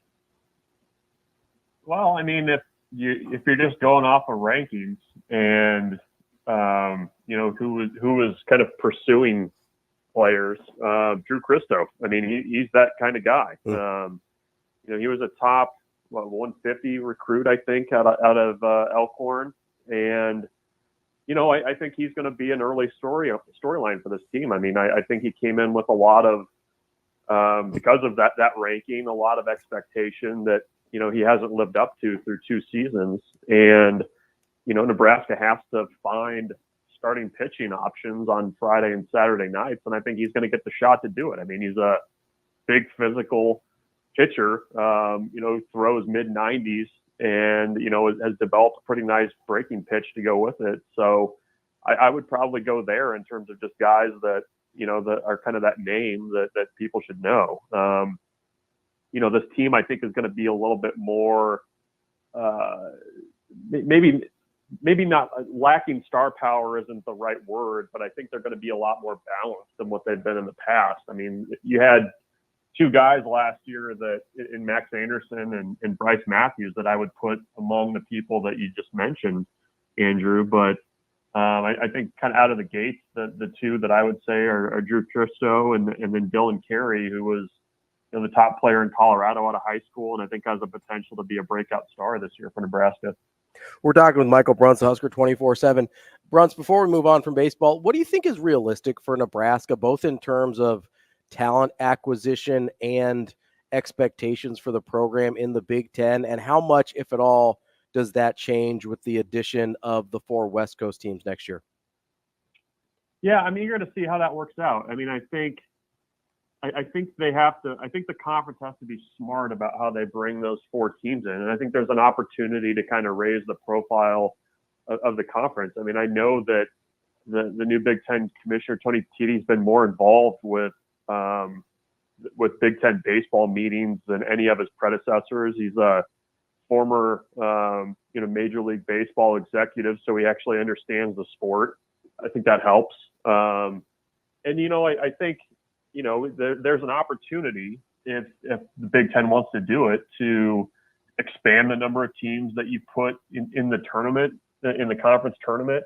I think you can get creative with scheduling earlier in the year to kind of take advantage of the fact that you have 2 teams in Southern California. So I think there's a real opportunity there. And UCLA has been good for a long time. USC's getting better. They've been kind of the Nebraska football almost of college baseball the last 20 years. And Oregon and Washington are consistently good too. So I think it's kind of an arrow up situation for Big Ten baseball. And I think, since Nebraska's been in the Big Ten, I think Nebraska kind of helped push forward a lot of the kind of growth in the conference that they've had so far. And I think there's another opportunity to take that next step with these 4 teams coming in. Bruntz, Nebraska signed 29 high school players in December and added 6 transfers out of the transfer portal. There's ones we know a lot about and a good amount we don't.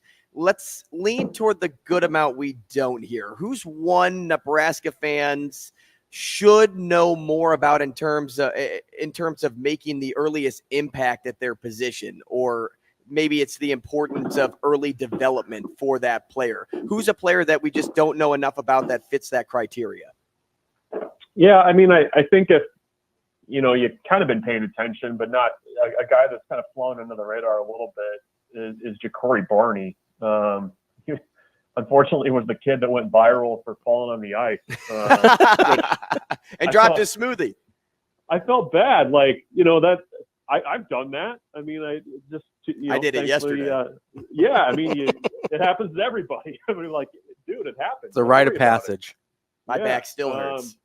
Yeah. So, but I think he's somebody that people need to kind of keep in mind. I mean, I think when you kind of look at positions where Nebraska is going to be looking really hard at younger guys to kind of come in and play, wide receiver is one of them. I mean, it's a tough position to learn if you're not on campus early. I think that Ja'Cory Barney probably gets overlooked a little bit because he kind of had a no drama recruitment, which Nebraska beats out Miami, his hometown school, for him. He never wavers. He plays quarterback, running back, wide receiver for his high school team the last 2 years. And I think he's a guy that Nebraska staff really feels like they got to steal there out of South Florida. So I think he's a guy to know. Kind of, when guys commit late in the process too, I'll give you one on defense. Vincent Shavers, another Florida kid, goes up to the last weekend of the recruiting process, committed to Miami, visits Nebraska, flips to Nebraska. Wins defensive MVP in an all-star game down in Miami of basically the top players in the region. And if you watch his highlights, he just kind of has like that extra gear when he's rushing the quarterback that it kind of makes you take notice. And, I think what we saw last year with Nebraska is that Matt Rule and his staff are willing to take advantage of somebody's tools. Like if a guy can get after the quarterback, James Williams is a good example of this, who comes from nowhere on the scout team, and all of a sudden he's in there on third downs getting after the quarterback. I'm not saying that Vincent Shavers is going to do that, but he has the kind of skills, and with being on campus early, to put on some weight, to go through strength and conditioning and all that stuff that everybody else does. But he's one that I'm at least intrigued to see a little bit more on the field, just because the way his recruitment happened, it was really late.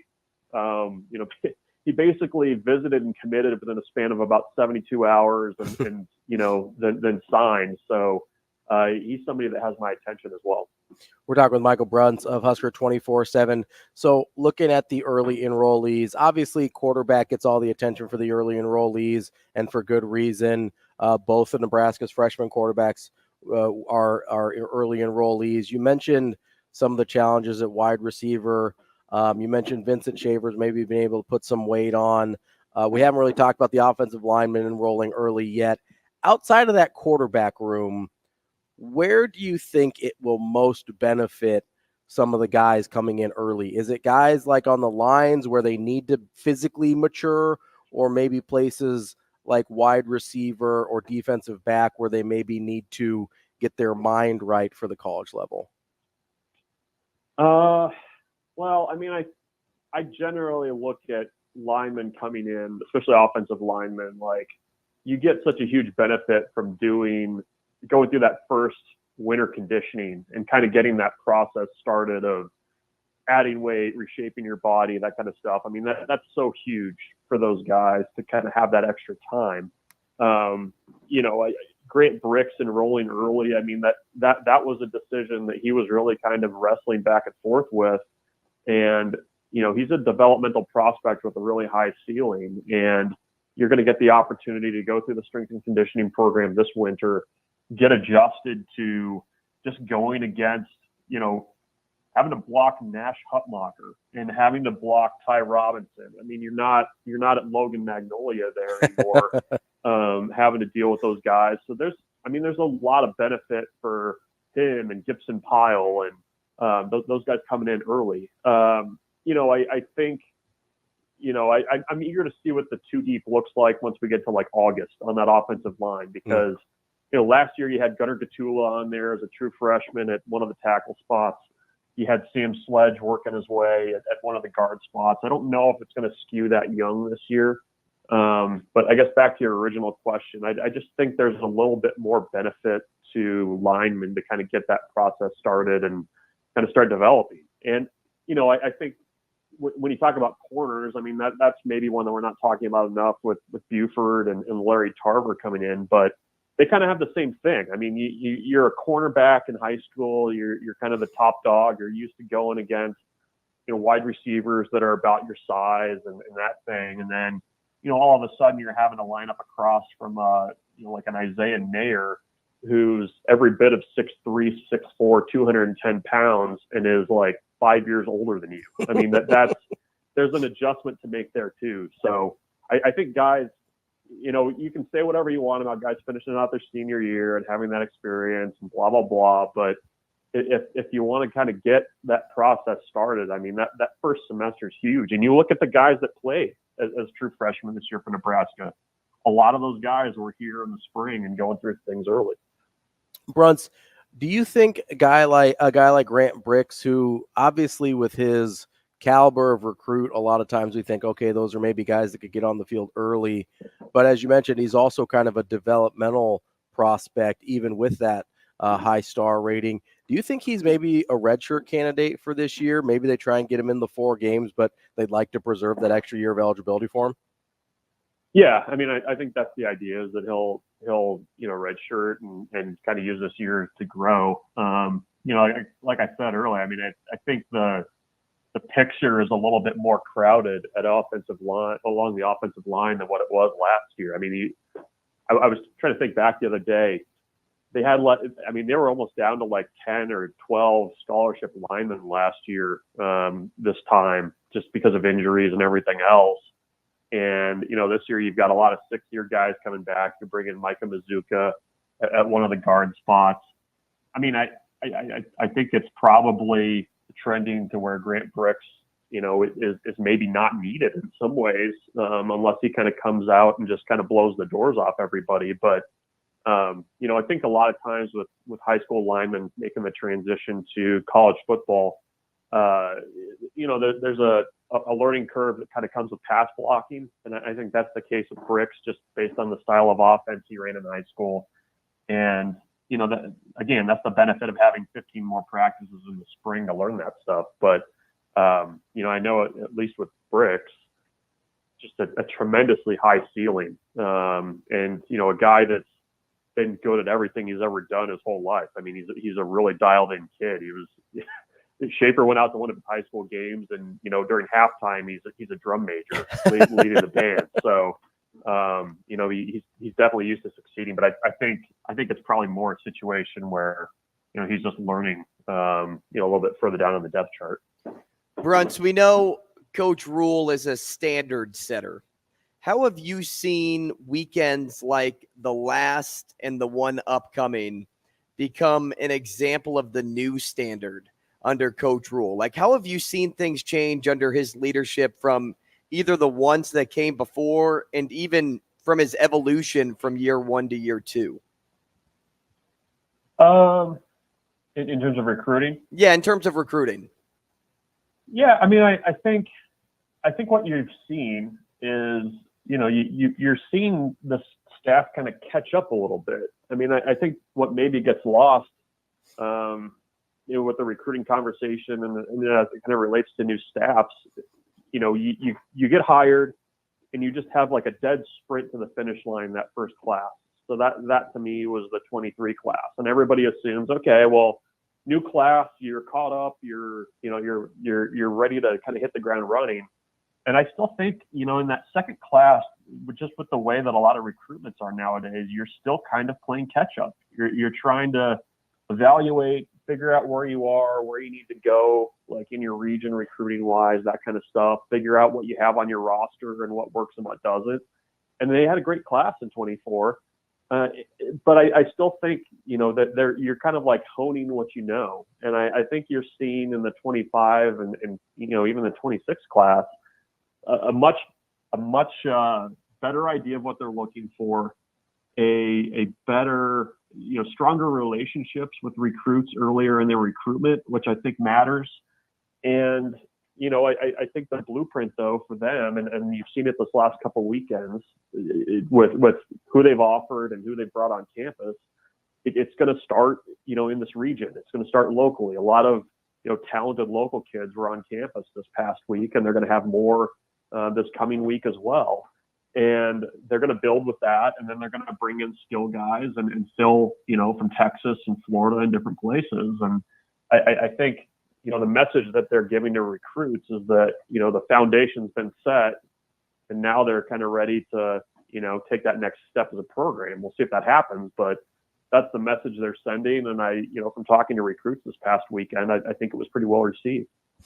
Bruntz, are you surprised at all? Maybe surprised isn't the right word, but has there been any sort of attention that you've paid to how far ahead this staff is working? I mean, I think I saw an offer go out to a 2027 class quarterback. Is that right? Yeah, that was the fourth that they've put out to a 2027 quarterback.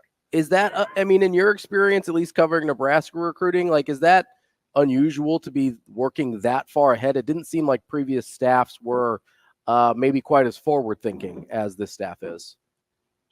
Yeah, I think at the quarterback spot, you kind of have to. And I think, Frost's staff, I think, did an okay job of that, where you threw out some early offers, kind of see what the kind of no doubt type guys, the ones that, in 2 years, are going to be, top prospects. You see what you can kind of get out of that.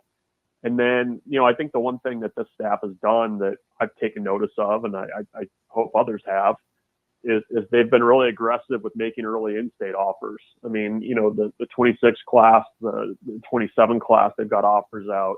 And I think you have to do that now. I mean, going back to what I said, I mean, if you're going to build around, if you're going to kind of build your recruiting classes on local talent and regional talent, you're going to have to make those offers early and build relationships, because you have to recruit local kids like they're in Colorado or they're in Florida. I mean, you can't take any of that for granted. So I think they've been pretty forward thinking in that way.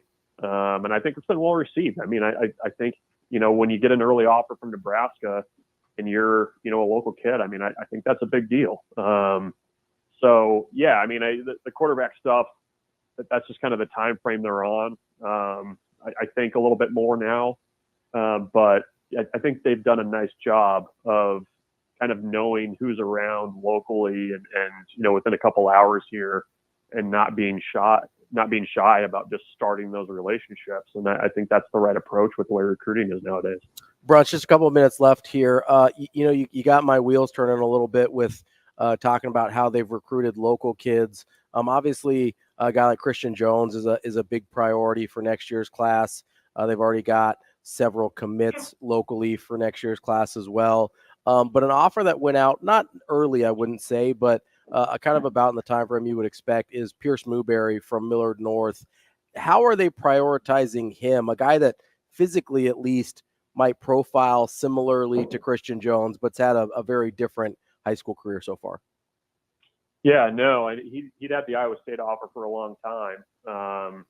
But, his dad's a former Nebraska player.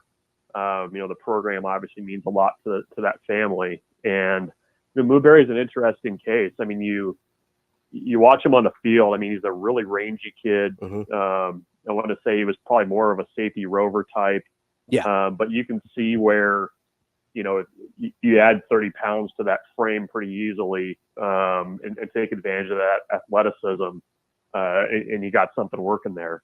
So, I think they're in a good spot for him. I think that kind of run of offers that they made, I want to say it was in early January. I think those are all guys, Jackson Carpenter at Lincoln Southwest, and Ryman Zieber at the tight end down in Platteview. I think those are guys that they're in a good spot for. And you just kind of, with Newberry specifically, Nebraska didn't buy there a ton. Obviously because of Vermoss being committed and, evaluating there. But I mean, I think both of those guys are really nice prospects that you could build a class around. And, it was kind of with Newberry, you're kind of like waiting for that offer. And I think it's a good one. I think they beat some other schools in there too. So we'll see how that plays out. Well, he's certainly from a good place, right, Bruntz? I mean, he is. Good stock come out of Illinois. Can't go wrong there. That's Michael Bruntz from Husker 24/7. We appreciate it as always, Bruntz. Thanks, guys. See you, Bruntz. That's our guy, Michael Bruntz from Husker 24/7. coming up next. We've got some Hurrdat hot seat to get to here on a Thursday. Maybe I'll ask you what your favorite cereal is. Ooh, I did love some cereal back in the day. We've got Hurrdat hot seat coming up next on Hurrdat Sports Radio. Welcome back to Hurrdat Sports Radio here on AM 590, ESPN Omaha, ESPN Tri-Cities, and KFOR in Lincoln. I'm Ravi, Lulla, Andrew Rogers here with me. We are live from the Hurrdat Sports Bar and Grill, La Vista location, because there's two now. There's one out in Gretna as well. That is true. One of my favorite locations, though, not Hurrdat Sports Bar and Grill, is our friends Pratt Dental in North Platte, Nebraska. They were the first dentist to be certified. That's the word, certified in the BioClear method and modern smile design, which can correct many aesthetic dilemmas in a permanent and less invasive manner than traditional treatments such as crowns. Because it's less invasive, that means it's less time, less waiting, fewer appointments, because you can get multiple restorations done in the same day. To check out Pratt Dental, to find out more about the BioClear method, go to prattdental.com. That's PRATT dental.com/BioClear-dental-treatment, or go to prattdental.com. Just click on their services tab and you will find the BioClear treatment under there as well. Or if you're old school, you can give them a call, 308-221-2800. Sometimes it's nice to just give somebody a call and see what's up with our friends over at Pratt Dental in North Platte, Nebraska, creating healthy smiles. Smile large. Big smiles. Big smiles. We are going to do a little Hurrdat hot seat now. Do you have one that you're itching to ask me? So, we were talking a little bit about plane rides with John Fanta earlier. Yeah. And we spoke on pet peeves a bit. And, I threw it in the group, the YouTube chat. Mm-hmm. And so I'm going to change my question, because the question I threw into the chat was the one I preloaded in the back of my mind. Which that question was, what's the number 2 pet peeve on your list? If number 1 is those standing up on planes, sure. What's number 2? I said gate crowders, and you said barefoot people. Yeah, which I think is actually number 1 ahead of. I would rather have somebody stand up or crowd the gate. I don't have a lot of barefoot people on planes. Oh, it's bad when you get one, though, man. I think I had one time.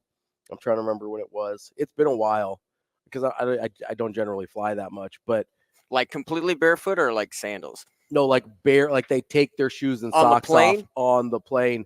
I saw somebody clipping their toenails. That's disgusting. On a plane. No way. Just flying, the shards just flying all over the place. What were people next to them thinking? I don't know what they were thinking, but I was horrified. It was like 3 rows ahead of me, and I could see them propping their foot up on the seat in front of them, and you could just hear the click, click. That's disgusting. It was horrifying. The most disgusting thing I've ever had with a toenail incident or a fingernail incident. Oh, no. I was hearing a lot of commotion in the hallway of my old apartment building in Sioux City. Okay. And I go out there, and these 2 dudes are just talking in the hallway. The guy is standing in front of his apartment door, clipping his fingernails and just letting them fall onto the carpet in the hallway. Oh, don't do that. Don't do that. What are we doing? That's Corey says, lock them up. That's psychopathic behavior. What are we doing? So my question to you is this: we're going to go a little bit cleaner, less gut churning. If you had your choice, window or aisle seat? I don't have a huge preference. I don't like flying. It is not a thing I enjoy. You're a middle seat guy. When I do, I'm heavily medicated, so I don't really care where I'm sitting, because I basically am passing out as soon as we're seated. So you're not a flyer? You don't like it? Oh, I hate flying. Listen, I understand the science of how a plane takes off, but it feels so unnatural for this thing that weighs like 100 tons to just, and I know it's going fast, but when you're in a plane taking off, it feels like you're just slowly crawling into the air, and it feels like the most unnatural thing in the world to me. Dude, it's just like a fat man going down a water slide. It's the opposite. Landing, a lot of speed. landing makes sense to me, right? Because it's a controlled descent. I get it, but you're just slowly climbing up into the sky, and I'm like, this doesn't make any sense. This thing's too heavy. Hey, talk to the Wright brothers. So yeah, but I really don't have a huge preference because I do take some doctor prescribed medications to help with the anxiety. Nothing crazy. Yeah, I wasn't gonna ask. Nothing. No, it's doctor prescribed. My anxiety is well documented. But if I had to choose, I would go aisle because you know me. I'm a frequent bathroom user, so I want to be able to not have to like crawl over people to get to the bathroom. Meanwhile, I'm a camel. I'm taking the window. I like the wall because for me, from the window to the wall. No, I stay at the window and the wall. And there's no you like sweat. the lean? There's no sweat. There's no sweat. Okay. But I no one's crawling. No. All my females on the plane are next to you doing window seats. No, I like to lean against the wall and sleep. Okay. So the window's great because I can control the shutters, right? Sure, yeah. And a lot of times people like to have the shades up, Mhm. and I can't get a lot of sleep if I'm doing that. So if I'm in control of that, then it's kind of like being like the driver and you control the radio. Yeah. Like I control what we're listening to. Look I at me. control Look at how me. dark it's going to be. I'm the captain of this. Exactly. Look at me. Don't look at me. I'm the captain of the shade. So yeah, I feel like I have a lot of control when I'm from the window. Not to the wall. No, just just from the window seat. Yes, from the window seat. That's fair. No, the leaning makes sense. If I wasn't medicated, which makes sleeping very easy, I'd probably care more. But I almost always prioritize bathroom accessibility over everything. So the aisle makes sense for me. Amazing Daniel on YouTube says, I get annoyed with people who get annoyed at parents with babies. It sucks for the baby. It sucks for the parents. Put the earbuds in and deal with it. I get it's annoying, right? But it's also like, what option do they have? Well, and here's the thing. Like, they're more stressed out than you. Oh, yeah. Because they're worried about their kid making a scene, so it's miserable on your flight. Yes. So if their kid is making a scene, that's even worse. Yes. Because they came in with the worried ultimate about stress. Yeah, so they're stressed not only about, hey, making sure their kid's okay, but also making sure that the annoyed guy in 3B is not losing his mind. Listen, noise canceling headphones exist for a reason. Just pop those babies on and you're good to go. Don't be a jerk about somebody with a baby on a plane. And listen, and I'm the guy that doesn't like kids. You know what? I feel like I can do anything today, Shane, based on what Ravi's talking about right now. Like, you know what? If I wanted to fly, I could just jump off this roof and fly based on the words coming out of Ravi's mouth. Can I give you guys something that He's pro baby right now, man? Are you hearing this? No, I'm hearing pro not being a jerk to people who have to fly with a baby. He's pro baby. Can I give you guys something that I know I annoy people with? What's that? Because you mentioned being in control of the stereo when you're driving. I'm a channel changer. So I don't necessarily want to hear the music. I want to hear the DJ talk. So if there's 2 songs in a row, I'm off to the next station till I can hear the DJ talk or I can hear the commercials because I like to hear the production and that kind of stuff. This is Z1043. Bring it to you live. We got the tunes for you. Because chances are I've heard all the music 100,000 times already. I don't necessarily need to hear that. I just want to hear the DJ and I want to hear what he's talking about. I couldn't care less about what the DJ's talking about. I want to hear the music. Yeah, give me the music. If I want to listen to talk radio, I'll listen to stuff like we do. I'll listen to them talk. I have very little interest in FM radio. People talking. And talk radio is great because it's just talk the entire time. And DJs are what on for 15 seconds? Yeah, 15 to sometimes in the mornings they'll be on for 2 or 3 minutes, and that's the most annoying thing in the world. It's like, hey, let me just listen to my music. All right. If I wanted to listen to talk radio, I would tune it to AM 590 ESPN Omaha, ESPN Tri-Cities, or our guys KFOR in Lincoln. Amen. But when you're in another town or something, like if you go to Des Moines or Minneapolis, aren't you trying to find something that's interesting to music. listen to? But it's the same music you've heard 100,000 times. My Spotify playlist. Music, podcasts, whatever. I'm not channel surfing for local FM DJs. You're not looking for 89.3, the country music station of Walnut, Iowa. Yeah, I don't need 91.1, your classic rock Des Moines. I don't know if that's a real station. It's 95 KGGL. Oh, okay. I don't care. You would know. Not even a little bit. The guy to know. I'm not tuning in for the DJs. I don't know that we have time for another one here, so we'll have to maybe wrap this up. That's my fault. Seconds. Yeah, thanks a lot, Shane. Coming up next, we're going to talk to Bob Nightengale. There were some interesting happenings in the Baseball Hall of Fame voting. We will talk to Bob Nightengale. He's from USA Today.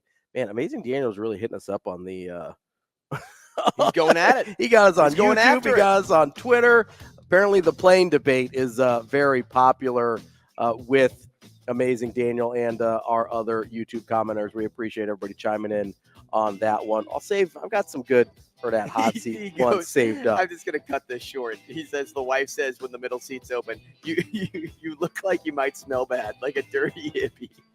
You don't, but you look like you might. He says, fair. Dude, if you have that look, maybe I need to do that too so people avoid sitting next to me. Absolutely. That's the way to go. Coming up next, we got Bob Nightengale covering baseball for USA Today here on Hurrdat Sports Radio. Wrapping up the show here on a Thursday on Hurrdat Sports Radio, AM 590, ESPN Omaha, ESPN Tri-Cities, and KFOR in Lincoln. I'm Ravi, Lulla, Andrew Rogers here with me. We are joined now by Bob Nightengale. He is not only a Major League Baseball columnist for USA Today, he's also a Hall of Fame voter, which is very good timing considering the events of this past week. Bob, how are you this morning? Yeah, doing great. Thanks. Bob, we appreciate you joining us. Obviously, the Hall of Fame class of Adrian Beltre, Todd Helton, and Joe Mauer, at least in terms of players, was voted on this week. Any surprises in your mind in terms of Joe Mauer just sneaking in over that 75% threshold, or maybe a Billy Wagner coming in just under it? You made Mauer made the fact that he got in on the first ballot in the sense where, he only caught, 921 games. He was almost, play as many games at first base at DH, or he was only averaging about 6-7 home runs a year. So the fact that, he joins, Johnny Bench and Pedro Rodriguez as the only catchers to be first ballot Hall of Famers, it's kind of a staggering stat. Bob, as I think about first ballot future Hall of Famers, especially at the catcher position, growing up a Cardinal fan, do you think Yachty or Molina will be a first ballot someday? He should be. I think he's I think he'd go down as, maybe the greatest defensive catcher we've seen, just what he meant. And I certainly think the fact that Mauer went in first ballot, that, Yachty's got to go in first ballot with a higher, vote total. So I definitely think he belongs as one of the greatest catchers who ever lived. We're talking with Bob Nightengale, Major League Baseball columnist for USA Today, Hall of Fame voter. Bob, as you kind of look at some of the guys that didn't make it, there seemed to be sort of a push for Andrew Jones. Meanwhile, a guy like Gary Sheffield, who I think was a better overall player, certainly a better hitter, maybe didn't have the same popularity, even though he ended up slightly ahead of Andrew Jones in the vote. Do you think guys like that have a chance to eventually creep their way into that Hall of Fame, that 75% number? Yeah, I think Andrew Jones will eventually get in. It's probably not going to be next year, but I would think the year after. Unfortunately for Sheffield, it's the last year on the ballot, so you have to go in by the Veterans Committee. I think really the only thing that hurt Sheffield was just spending that winter with Barry Bonds in being in the Mitch report there. Even though he says he used that cream just to heal some scar tissue. And but yeah, I voted for Sheffield every single year. I think he's outside Bonds. I think he's most dangerous, most feared hitter there was around. I'm with you. When I think about Gary Sheffield not being in and not having a true failed test to his name, but just an accusation, it surprises me that Sheffield is probably goes down as the biggest loser on the ballot, if you can label somebody. Who would you say is the biggest winner on the ballot? Whether it's somebody that made up some ground in the voting process, or even one of the three that got in? Yeah, I don't think there was anybody that had a staggering start that we saw. That you say a winner besides those three. For a consolation prize, I mean, Billy Wagner's got to think that he's disappointed the fact he's only 4 votes short, 5 votes short. That okay, he'll definitely get in next time. So he's got to be happy about that. But otherwise, I thought we'd see a bigger jump for Carlos Beltran, than he received. Other guys, in fact, Utley comes in, about 30% or so, which is about what everybody expected. Maybe some of the guys that, if you want to see a winner, maybe a guy like Torrey Hunter that just stayed in the ballot, where once Jones gets in, people may say, if Andrew Jones is in, for his defense, everything else, maybe we should put in a Hunter. Only had one less Gold Glove, and he might have had more home runs, I think. Hey, Bob, I'm thinking about next season a little bit too, and Ichiro is going to get on the ballot. So far, we've only ever seen one unanimous Hall of Famer, and that's Mariano Rivera. Should Ichiro be unanimous? Oh, absolutely. About the greatest contact hitter, we've ever seen. If he wanted to hit home runs, he could have done that too. You put his stats from Japan with it, he had more hits, than Pete Rose. So no, he definitely should be a unanimous Hall of Famer. So hopefully someone doesn't say, I'll use that vote for somebody else, thinking he's going to get in anyway. He doesn't need to be unanimous. But yeah, certainly he should be unanimous Hall of Famer. He was that great. Bob, you kind of got me thinking with talking about Joe Mauer and how only a couple catchers had made it on the first ballot. How much, in your opinion, do you see guys kind of weigh how long a player's been on the ballot in terms of how they cast their vote? Because it's not usually just as straightforward as, oh, I think this guy's a Hall of Famer. Isn't there a little bit of, there's a status to being a first ballot Hall of Famer, right? How much do voters, at least that you're aware of, sort of play with that margin there?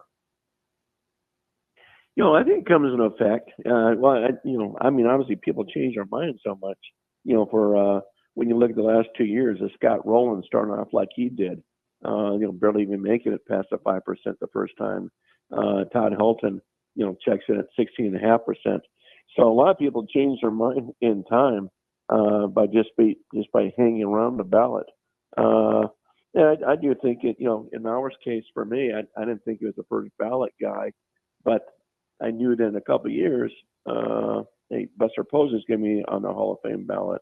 If I vote for Posey, pretty much have to vote for Mauer. He had better numbers. He didn't have the 3 World Series rings, but that sort of thing.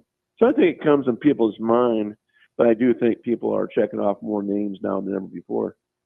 Bob, kind of going along with that, we were talking about this earlier with the Gary Sheffield versus Andrew Jones debate a little bit. How much does the gravitas of a player outside of their numbers weigh into your sort of decision-making process? And I guess I just mean like the either impact they had on the game, or, a lot of people talk about the most feared hitter of this era or whatever, but maybe they didn't hang on as long, so their cumulative numbers aren't as good. How do you kind of weigh just the kind of the peak versus accumulation of a player and sort of the role they played in their era of baseball? Yeah, I mean, that's what the Andrew Jones, I think that's what's hurt him. He just hit a wall. And, he was so great there in Atlanta. And then, came to Dodgers, was about, 25, 30 pounds overweight, released early, about a year and a half in the contract. So, yeah, I mean, I like to have, at least 10 years or so of dominance. There's a lot of guys that, come and go. I mean, people talk about Johan Santana. Yeah, he was great for a short bit. So was Brett Saberhagen and, David Cohn. But I like to have the guys that were great for a long period of time. It would have been interesting when everybody's talking about Adrian Beltre. Well, he was, those 5 years in Seattle wasn't very good at all. And if he had those 5 years at the end of his career, I don't think he would have nearly got the vote total he did, but he finished so strong. But yeah, I mean, I like both. I mean, I like a guy to have at least 10 years of dominance and, in big time numbers as well. Whether it's a, close to 500 home runs, that's in the higher batting average, the better. Bob, who's a player you watched growing up that you so badly want in the Hall? And maybe it's not just growing up, but just over the years. You've watched over the years that you so badly think should be a Hall of Famer. Well, the two guys I thought the base writers did injustice to was Fred McGriff and Jack Morris. McGriff was so steady. He got in on the contemporary era committee, but he should have got in by the writers. Jack Morris, he was as big time pitcher as there was in the game. And because he had a higher ERA, didn't get in by the writers, finally got in by the Veterans Committee. The one guy I think that deserves to be in there is Barry Bonds. With all the talk of the PEDs and everything else. But I think you can make an argument that, he's right there with Babe Ruth as one of the greatest players who ever lived. I mean, nobody was a greater hitter than Barry Bonds. So I think he gets in one day, but I think it's going to take a while. Same with Clemens for that matter. But, there was other great pitchers too besides Clemens. But Bonds was just so much better than everybody else. Bob Nightengale from the USA Today, Major League Baseball columnist and Hall of Fame voter. Bob, we appreciate you joining us this morning, giving us a little insight on that process, and hopefully we'll catch up again soon. All right. Sounds great. Thank you, guys. Thanks, Bob. That's Bob Nightengale from the USA Today. Really interesting stuff there. And, I'm a Bonds guy through and through. Like, I get that, I get the accusations, I get the steroids and everything like that, but again, just put a little. I tell people this all the time, Ravi. He still had to hit the ball. And listen. And what was the difference? Did you hit it? Was it the difference of hitting it 330 and 360, or was it the difference of hitting it 400 and 450? Well, and listen, he was going up against pitchers that were on PEDs. How much different is it than Bob Gibson pitching from a higher mound for half his career? That's a great point. I love Bob Gibson, but listen. Each era had their advantages. We've got more Hurrdat Sports Radio tomorrow.